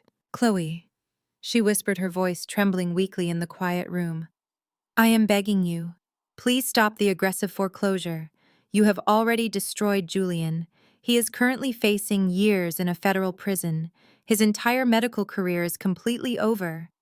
Is that not enough revenge for you? Please do not take my house. We are Black women, Chloe. We face enough severe cruelty out in this harsh world. We urgently need to stick together and lift each other up." The sheer audacity of her statement caused a cold, sharp laugh to escape my lips. I stood up slowly, leaning forward and resting my hands firmly on the polished wood of my desk. I stared directly into her tired, desperate eyes. "Do not ever attempt to weaponize our shared race to escape the severe consequences of your own terrible actions." "Brenda," I said, my voice dropping to a dangerously quiet register, "do not dare stand in my pristine office and suddenly invoke the sacred sisterhood of Black women after you spent the last 4 years treating me exactly like the hired help." I walked around the large desk, closing the physical distance between us. "You never saw me as a sister." I continued, my words cutting through the quiet room like sharp broken glass. You saw me as a highly convenient automated teller machine. You happily ate the expensive holiday meals I generously bought you, gladly wore the designer clothes I purchased, and you eagerly traveled on the luxury vacations I completely funded with my hard work. But the entire time you were spending my hard-earned money, you were constantly making vile, degrading comments about my dark skin. You told Julian I was too incredibly dark to ever look elegant. You loudly proclaimed I lacked the proper pedigree for your magnificent family. You practically cheered when your son publicly humiliated me to chase a light-skinned woman with inherited generational wealth. You completely ignored my humanity because you thought my money gave you power.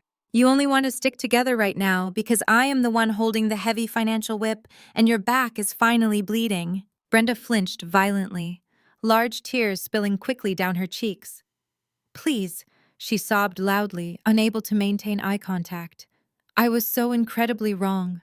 I was foolish and completely blind. I will publicly apologize to you in front of the entire congregation. I will do whatever you want. Just please give me back the deed to my home. I crossed my arms, feeling absolutely nothing but profound, intense satisfaction. Your home currently belongs to Apex Financial Holdings, I stated coldly. Your brilliant son legally leveraged it, and I aggressively bought the debt. The aggressive foreclosure process is moving forward at maximum legal speed. Your only available option remains completely unchanged. To keep a roof over your head, you must formally cooperate with the federal prosecutors and press criminal forgery charges against Julian. You raised a narcissistic monster who financially sacrificed you to feed his own massive ego. Now you get to deal with the terrifying monster you proudly created. The meeting is officially over, Brenda. You can find your way out. Brenda stood frozen in the center of my office, completely paralyzed by the horrifying reality of her total destruction. She opened her mouth to plead one final time, but the sharp, sudden ringing of her cell phone interrupted her. The loud electronic chime violently pierced the heavy silence. She numbly reached into her worn leather purse and pulled out the phone. She stared at the glowing screen, her hand shaking so badly she could barely swipe to answer the call. It was Tasha. Because the office was incredibly quiet, I could clearly hear Tasha's frantic screaming voice vibrating through the small speaker. "Mom," Tasha shrieked, her voice completely hysterical and breathless. "Mom, you have to help me right now. I just came home from my retail shift and the entire house is completely empty. Darnell is gone entirely. He packed all of his clothes, his expensive watches, and his golf clubs. I just checked the joint bank accounts online. He completely drained everything. He took the last $2,000 we had to our name. He left a handwritten note on the kitchen counter saying he refuses to stick around and deal with Chloe's aggressive debt collectors. He ran away with Kiara Mom. He completely abandoned me. I have absolutely no money, the rent is due tomorrow morning, and the bank is officially threatening to repossess my car. What am I going to do, Mom? Please tell me what to do." Brenda slowly lowered the phone away from her ear, the frantic, highly desperate sounds of her daughter's total financial ruin continuing to echo softly in the quiet room. She looked at me, her eyes completely hollow, finally understanding the true devastating magnitude of my calculated revenge. The golden son was heading to federal prison. The perfect daughter was entirely bankrupt and abandoned. The matriarch was mere days away from violent eviction. The family was entirely irreparably broken. 3 weeks after my final meeting with Brenda, the civil court date regarding the $220,000 debt arrived. The Fulton County Courthouse was a massive, imposing structure of gray stone and heavy mahogany. I walked into courtroom 4B alongside Marcus, my corporate litigator, feeling relaxed. Julian arrived 10 minutes late, projecting an aura of unearned confidence. Without his sister or his mother to financially bail him out, Julian was entirely broke.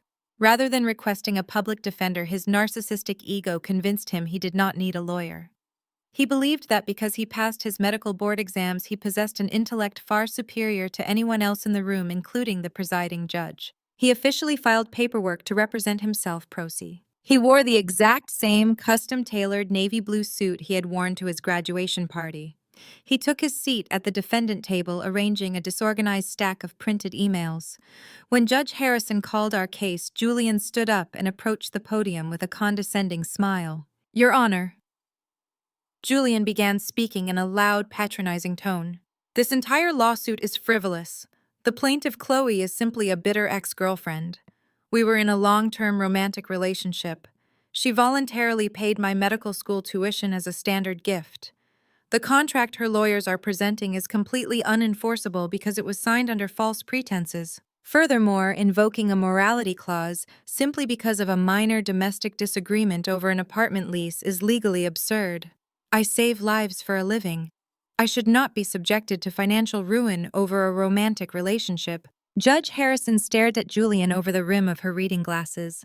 She looked unimpressed by his arrogant speech. She turned her attention to Marcus, who was standing calmly beside me. Marcus simply approached the bench and handed the judge the leather-bound portfolio. Your Honor, Marcus stated, projecting clear legal authority. My client is Apex Financial Holdings, LLC. This was not a romantic gift. It was a strictly regulated commercial loan originated by a registered corporate entity. The defendant signed this legally binding contract, acknowledging the 9% interest rate and the severe default conditions. Tab 3 contains the certified police report proving the defendant committed federal perjury by filing a fraudulent emergency restraining order specifically to illegally seize corporate-owned real estate. That felony action directly triggered the morality clause, rendering the entire balance due. Julian scoffed loudly, leaning against the wooden podium. That restraining order was a simple misunderstanding, he argued. She is twisting the facts to ruin my medical career. Judge Harrison slammed her wooden gavel down sharply, cutting Julian off mid-sentence. Mr. Julian, she said, her voice echoing loudly with absolute authority. You are not currently in a hospital operating room. You are a defendant in a civil case, and your fundamental lack of basic legal comprehension is staggering. The judge briefly reviewed the highlighted documents. I have spent 20 years on the bench. Judge Harrison continued, her tone dripping with severe reprimand. I have rarely seen a defendant display such a spectacular combination of extreme arrogance and blatant dishonesty. You deliberately signed a commercial loan document with a registered holding company. You happily spent $220,000 of their capital. You then committed a documented act of perjury by filing a fraudulent legal document to illegally evict the managing director from her property. Your medical degree does not grant you magical immunity from contract law. Julian opened his mouth to argue, but the judge raised her hand, demanding immediate silence. I am ruling entirely in favor of the plaintiff, Judge Harrison announced with devastating finality. The commercial contract is legally sound and fully enforceable. The defendant is hereby ordered to immediately repay the entire outstanding balance. Furthermore, given the defendant's completely malicious behavior and obvious lack of financial liquidity, I am granting the plaintiff's request for maximum wage garnishment. Apex Financial Holdings is legally authorized to aggressively garnish up to 40% of any future wages you might ever earn across any profession. We are adjourned. The sharp crack of the gavel sounded like a heavy steel door slamming shut permanently on Julian's future. He stood completely frozen at the podium, his mouth hanging slightly open in sheer disbelief. He walked into the courtroom expecting his charm to effortlessly secure a victory. Instead, he had been brutally dismantled in 15 minutes. The judge had legally chained him to the massive debt for the rest of his entire natural life. Every single paycheck he ever earned would be instantly slashed. He would never experience the wealthy, lavish lifestyle he violently pursued. Marcus slowly closed his heavy briefcase with a satisfying click. We walked out of the courtroom, leaving Julian staring blankly at the empty bench. I felt an incredible, overwhelming sense of lightness. The financial aspect of my revenge was now officially sanctioned by the state. I walked into the wide marble hallway expecting to head directly back to my office. But the universe had perfectly orchestrated one final spectacular moment of poetic justice. Julian pushed through the heavy wooden courtroom doors a few moments after us. He was violently muttering to himself, completely consumed by his civil defeat. He was so incredibly distracted that he did not notice the two tall men wearing dark gray suits waiting near the public elevators. They were plainclothes detectives from the Fulton County Financial Crimes Division. As Julian aggressively stormed toward the elevator bank, the two detectives stepped smoothly into his path, completely blocking his exit. Julian stopped abruptly, his arrogant scowl deepening. "Excuse me." Julian snapped impatiently, attempting to push past them. "Get out of my way." The taller detective reached into his breast pocket and calmly produced a shiny gold badge. "Julian," he asked, his voice strictly professional. Julian froze, his eyes darting frantically to the heavy metal badge. "Yes," he replied, dropping to a terrified whisper. "You are formally under arrest for severe felony wire fraud and real estate forgery," the detective stated, stepping forward and grabbing Julian's right arm. "You have the absolute right to remain silent. Anything you say can be used against you." Julian began to violently struggle, pulling his arm away in sheer absolute panic. "No, wait!" he shouted, his voice cracking loudly in the echoing marble hallway. "You cannot arrest me. I am a doctor. This is a massive mistake. My mother owns the house. It is a family dispute. She would never press criminal charges against me. You need to call her." The second detective grabbed Julian's left arm forcefully, spinning him around and aggressively pinning him against the cold marble wall. "We already spoke to your mother," the detective replied, pulling a pair of heavy steel handcuffs from his belt. "Brenda came into the precinct yesterday afternoon. She officially provided a sworn recorded statement confirming you maliciously forged her signature on the subprime mortgage documents. She is the primary cooperating witness for your federal prosecution. You are going to prison." The profound, absolute irony of the moment was completely staggering. Julian had constantly relied on his mother to defend him, to protect him, and to aggressively attack me on his behalf. Now, in order to simply keep a roof over her head, the very woman who had enabled his massive narcissistic ego his entire life had firmly driven the final rusty nail directly into his coffin. Brenda finally chose her own survival over her golden child. The cold steel handcuffs clicked tightly, securely, locking around Julian's wrists. He slumped heavily against the marble wall, completely defeated. He was officially a convicted debtor and a highly documented federal criminal. He was violently handcuffed, wearing the exact same custom-tailored navy blue suit he had proudly worn to his graduation party. The detectives forcefully pulled Julian away from the wall, turning him toward the public elevators. As they marched him roughly down the long, brightly lit corridor, Julian slowly lifted his head. His terrified, tear-filled eyes found me standing quietly near the courtroom doors.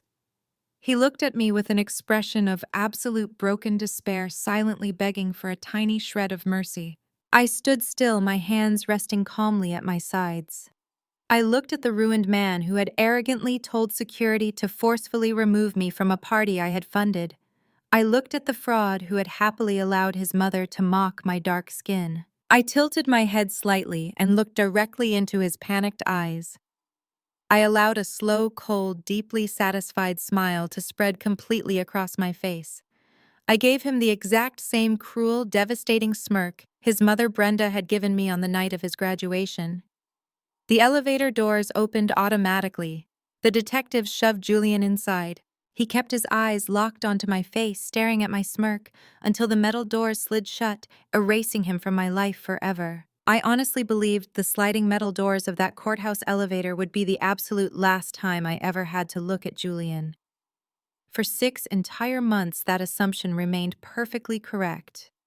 The seasons changed, and the scorching Atlanta summer faded into a cool, damp autumn.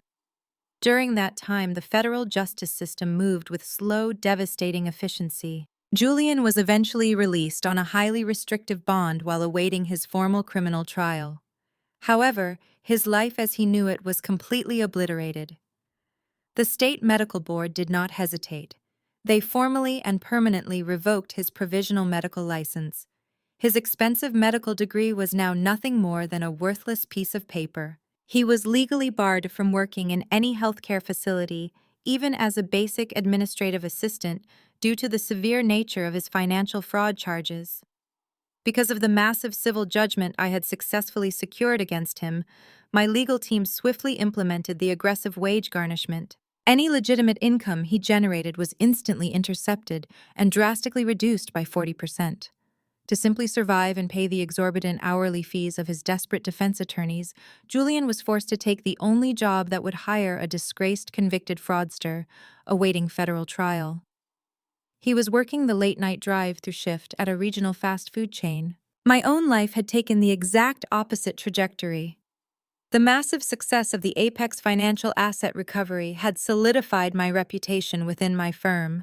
I was recently promoted to senior partner, and my compensation package reflected my new immense professional value. To properly celebrate a particularly lucrative corporate acquisition, I hosted a private dinner for my elite team at one of the most exclusive, highly rated steakhouses in downtown Atlanta. We spent the evening enjoying rare imported steaks and drinking vintage champagne. By the time the dinner concluded shortly before midnight, a heavy, relentless rainstorm had descended upon the city. The massive downpour created a thick curtain of water over the slick, dark streets. My private executive assistant had thoughtfully arranged for a luxury chauffeured car to wait for me at the private rear exit of the restaurant to avoid the chaotic, flooded main valet line. I stepped out from the warm, glowing interior of the restaurant and stood under the wide canvas awning covering the rear service alley. The cold autumn wind whipped the heavy rain sideways. I pulled my tailored cashmere coat tightly around my shoulders, waiting patiently for the black luxury sedan to pull up to the curb. The alley was dimly lit by a single flickering yellow street lamp. As I stood there checking the time on my diamond watch, the heavy metal door of the fast food restaurant directly adjacent to the steakhouse was suddenly kicked open. A tall figure stumbled out into the pouring rain, dragging two massive, leaking plastic trash bags.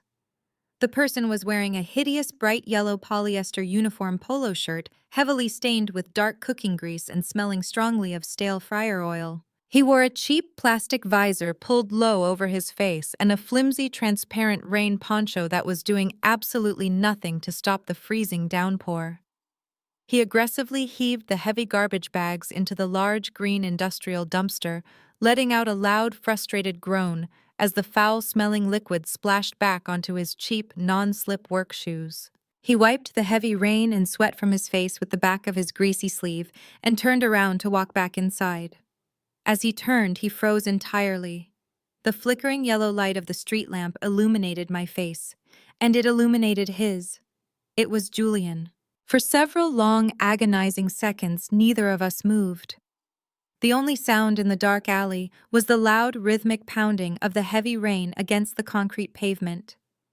Julian stared at me, his eyes wide with absolute profound shock. He looked completely broken. He had lost significant weight, leaving his face looking gaunt and hollow. The arrogant, charismatic spark that had defined his entire existence was completely extinguished. He looked from my expensive, tailored cashmere coat and diamond jewelry down to his own grease-stained polyester uniform. The devastating contrast between our two lives was undeniably glaring. He was literally standing in garbage, while I was draped in extreme luxury. The sheer immense weight of his total humiliation finally broke whatever tiny, fragile remnants of pride he had left. Julian dropped to his knees right there in the flooded, filthy alley. The freezing, dirty rain soaked completely through his cheap uniform pants, but he did not care. He buried his face in his cold, trembling hands and began to sob violently. It was not a quiet, dignified cry. It was a loud, agonizing wail of pure, total despair echoing loudly over the intense noise of the relentless rainstorm. "Chloe," he gasped, his voice cracking and heavily distorted by his violent sobbing. "Chloe, please, please look at me. Look at what I have become." I stood perfectly still under the dry canvas awning, staring down at him with absolute cold detachment. I did not step out into the rain. I did not offer him a comforting hand. I simply watched him break apart. "I am so incredibly sorry," Julian cried heavily, lifting his wet, tear-streaked face to look at me. "I am sorry for everything I did to you. I was a complete monster. I lied to you. I manipulated you. I stole your money and I let my mother treat you like absolute garbage. I was so deeply intimidated by your massive success, Chloe. You were so incredibly brilliant and independent, and it made me feel like a weak, pathetic failure. I used Sydney and her wealthy family because I desperately wanted to feel powerful. I wanted to feel like I was the superior one. But it was all a massive fake illusion. You were the only real, genuine thing in my entire life, and I viciously destroyed it. He crawled slightly forward, dragging his wet knees across the rough, dirty asphalt, until he was resting just inches away from the dry edge of the canvas awning. Please, Chloe, he begged desperately, reaching a shaking, greasy hand out toward the hem of my pristine cashmere coat, but intelligently stopping just short of actually touching the expensive fabric. I have lost absolutely everything. My mother will not even speak to me because she lost the house. I have no medical degree. I am facing 3 years in a federal prison. I am working 70 hours a week flipping greasy burgers just to pay my public defender because my private lawyer quit. But the wage garnishment is completely starving me. The state takes 40% of my minimum wage paycheck before I even see it. I cannot afford basic groceries. I am sleeping on a dirty mattress in a roach-infested studio apartment. Please, Chloe, I am begging you to call off your corporate lawyers. Stop the aggressive wage garnishment. Let me just keep my minimum wage. I am suffering so much. Please just forgive me. Society places a massive, incredibly toxic expectation on Black women. We are constantly conditioned to be the emotional mules for the entire world. We are heavily pressured to endlessly forgive the very men who violently break us down, to nurture them back to health, and to completely sacrifice our own hard-earned peace for the sake of their redemption. Julian was desperately relying on that exact toxic societal conditioning. He was banking on the faint hope that seeing him completely destroyed and weeping in the freezing rain would magically activate some hidden reserve of maternal sympathy deep inside me. He assumed my heart would soften, and I would grant him the undeserved grace he was currently begging for. He was absolutely wrong. I looked down at his pathetic weeping form and felt absolutely nothing but a deep, profound sense of justice. Julian. I said, my voice perfectly calm and completely devoid of any emotional warmth. You are not crying right now because you are genuinely remorseful for how cruelly you treated me. You are not apologizing because you suddenly developed a moral conscience. You are only crying because you completely lost the game you arrogantly started. Julian violently shook his head, sending heavy drops of dirty rainwater flying off his cheap plastic visor. No, Chloe. I swear, he sobbed loudly. I am truly sorry. I deeply regret everything. You regret getting caught, I corrected him sharply, my tone cutting right through his pathetic lies. If Dr. Sterling had not cared about the federal fraud, you would still be proudly wearing that white coat. If I had simply run away crying from the graduation party like you and your mother eagerly expected, you would be comfortably living in my luxury penthouse right now, completely laughing at my pain. You felt powerful when you publicly threw me out like common trash. You only feel sorry right now because I aggressively showed you what real absolute power actually looks like. I took a very slow, deliberate step back, ensuring my expensive designer shoes remained perfectly dry and completely clean. I will never drop the legal wage garnishment, Julian. I will never call off my corporate lawyers. You signed a legally binding commercial contract, and you aggressively triggered the severe default clauses through your own malicious criminal actions. I am not your savior. I am simply the incredibly steep consequence of your massive narcissistic ego. Your apology is nothing more than a highly manipulative, desperate tactic from a completely defeated man, and I completely reject it. At that exact moment, the sleek black luxury chauffeured sedan finally pulled smoothly into the dark alley. The heavy tires splashed quietly through the deep puddles, stopping perfectly right in front of the canvas awning.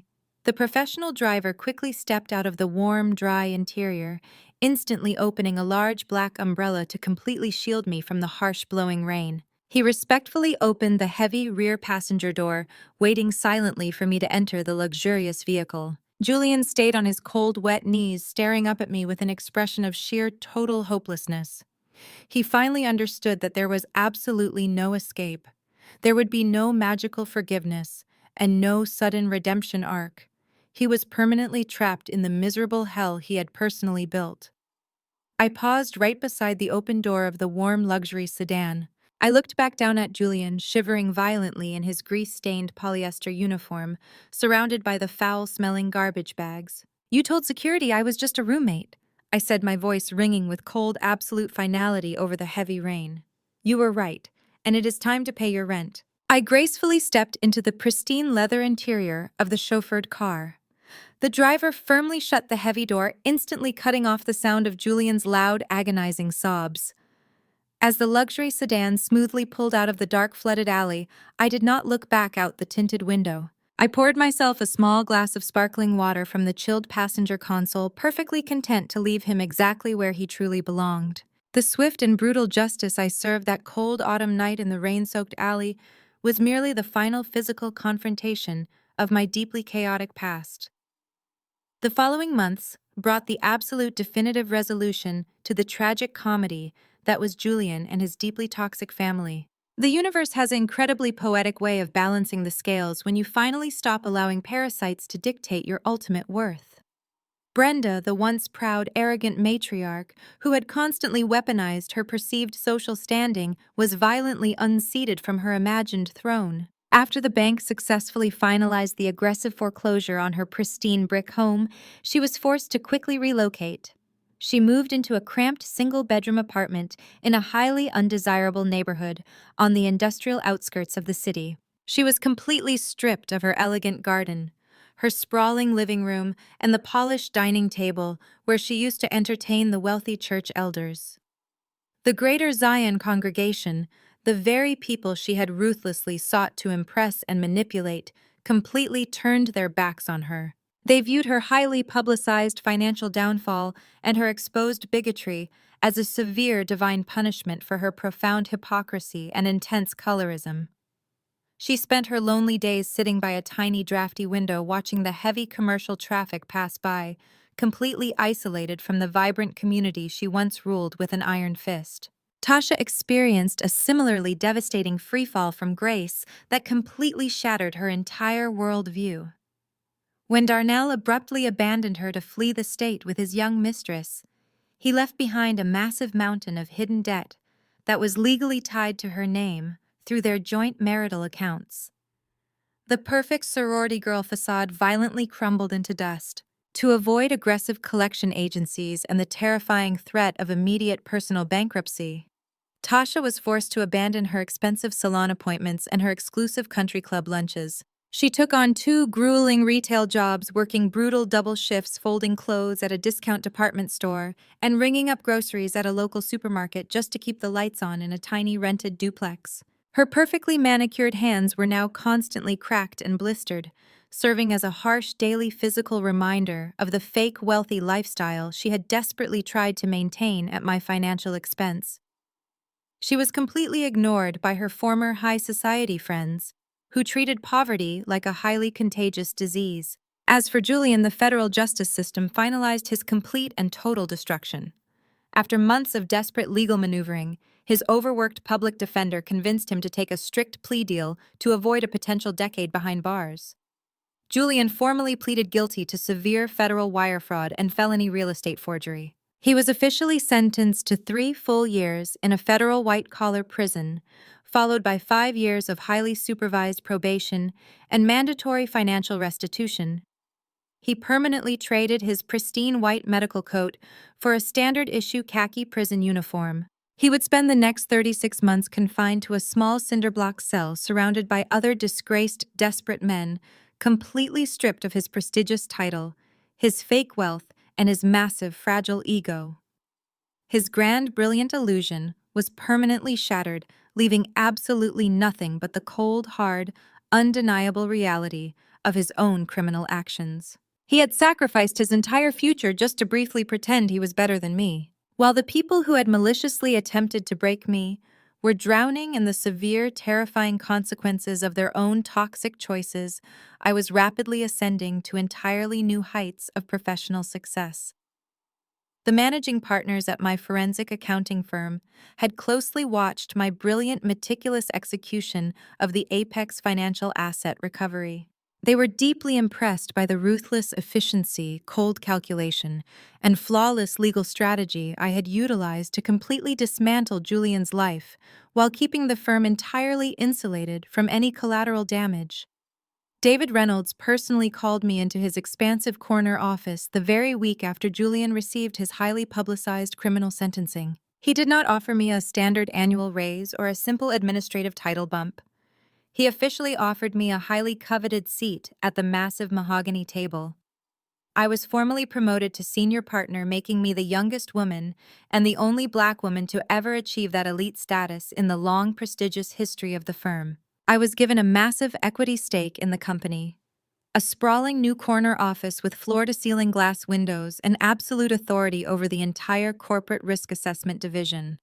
The very ruthlessness that Brenda had loudly condemned as an evil, bitter trait was the exact incredible skill set that secured my massive generational wealth. I had successfully turned their vicious personal betrayal into my ultimate professional triumph. To celebrate this incredible professional milestone, I decided to host an intimate, extravagant dinner party at my luxury penthouse.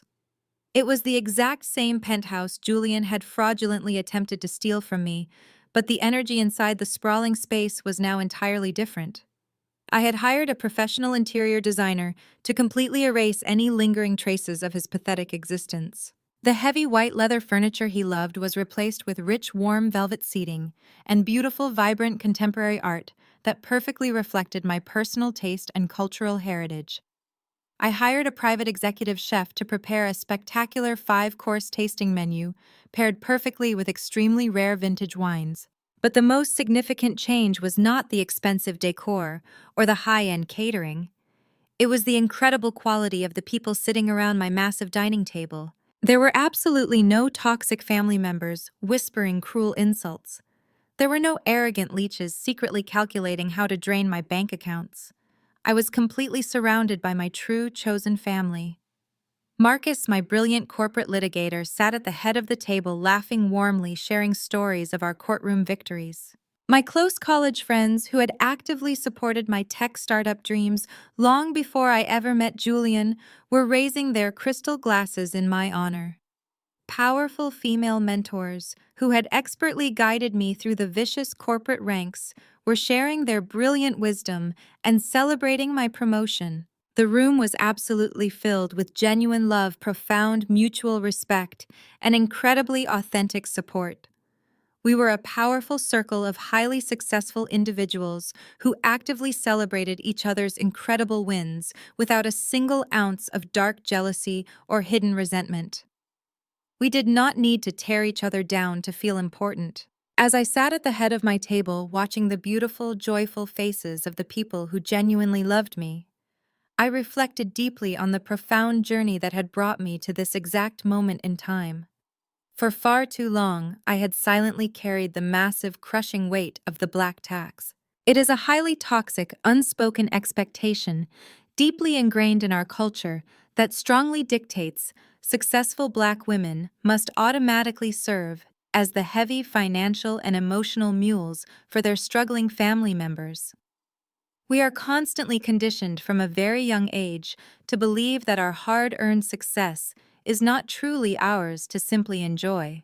We are aggressively taught that we must constantly validate our worth by endlessly funding the dreams of arrogant men, supporting the fake lifestyles of jealous relatives, and absorbing the constant cruel disrespect of matriarchs who bitterly resent our fierce independence.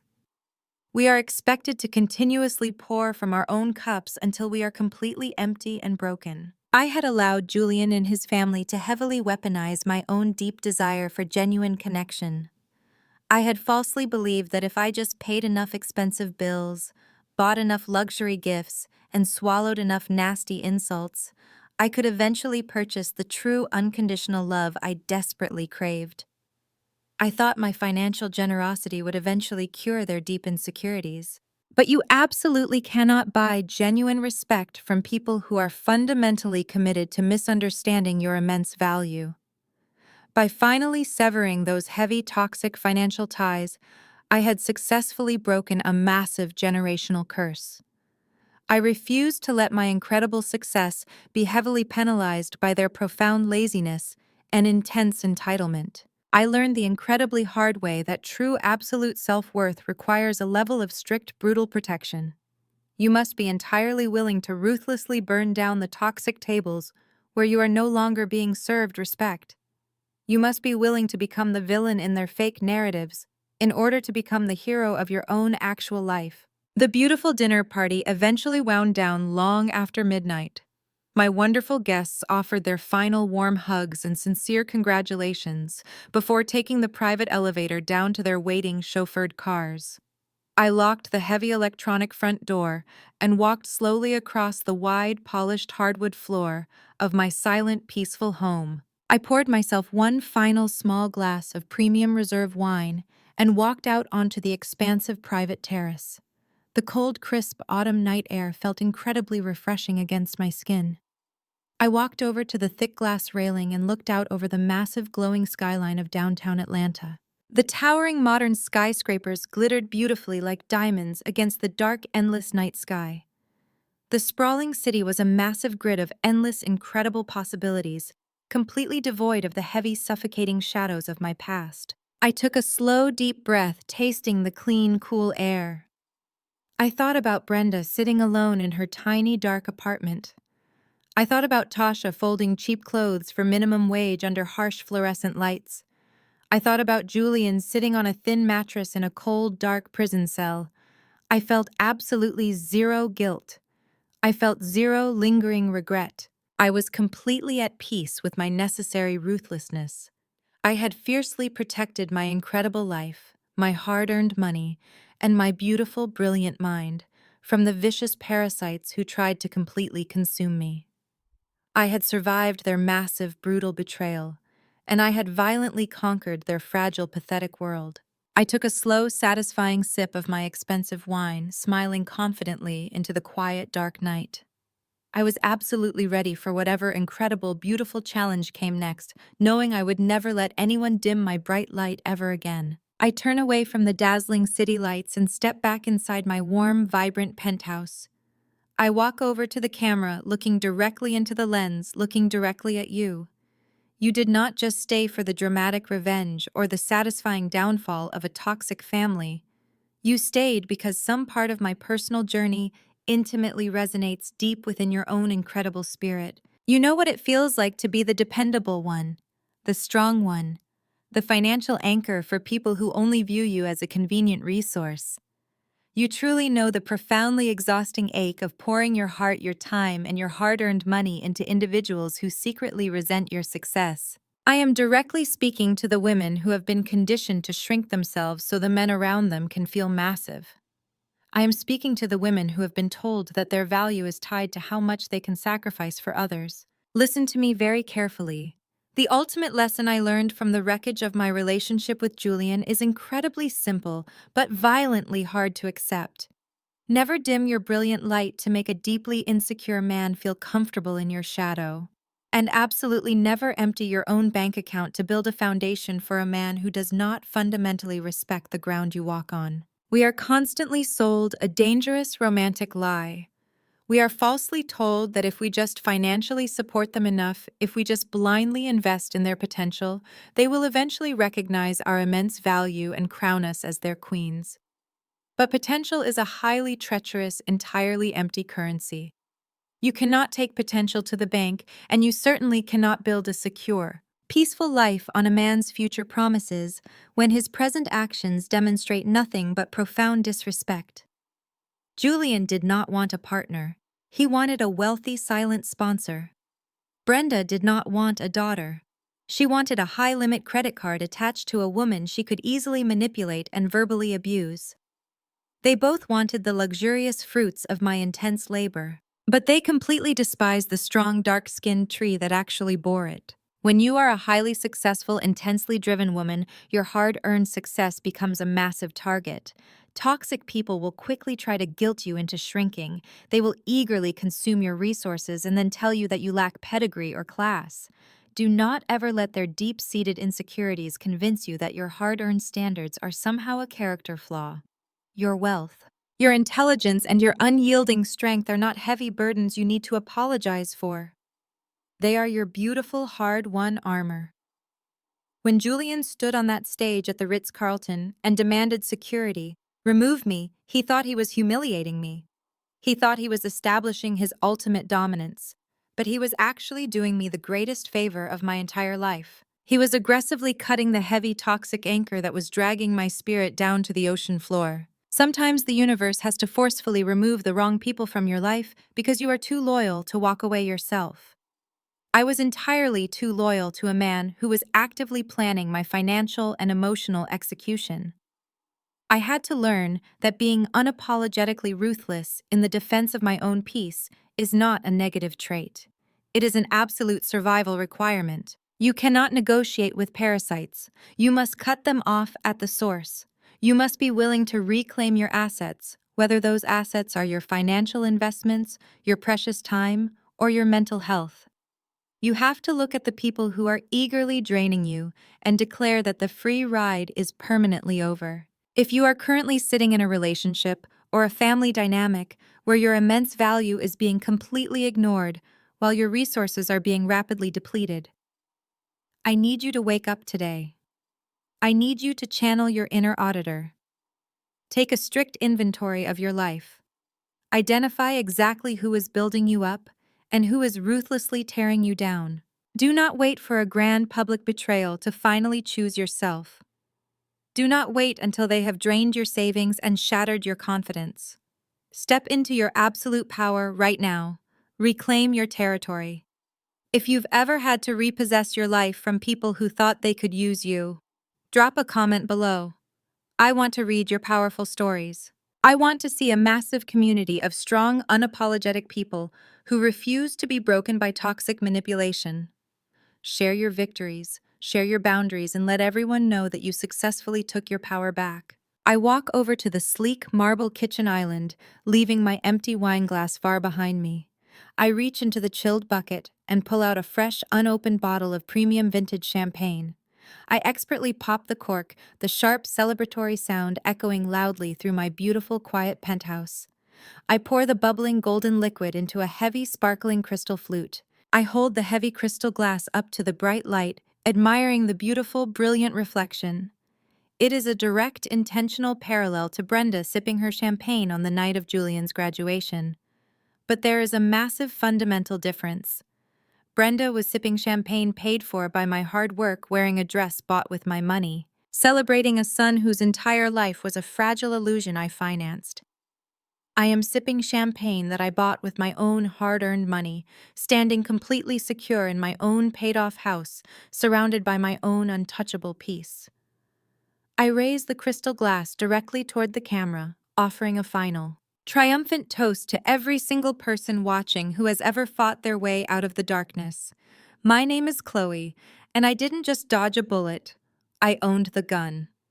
Thanks for listening to my entire story. Fade to black.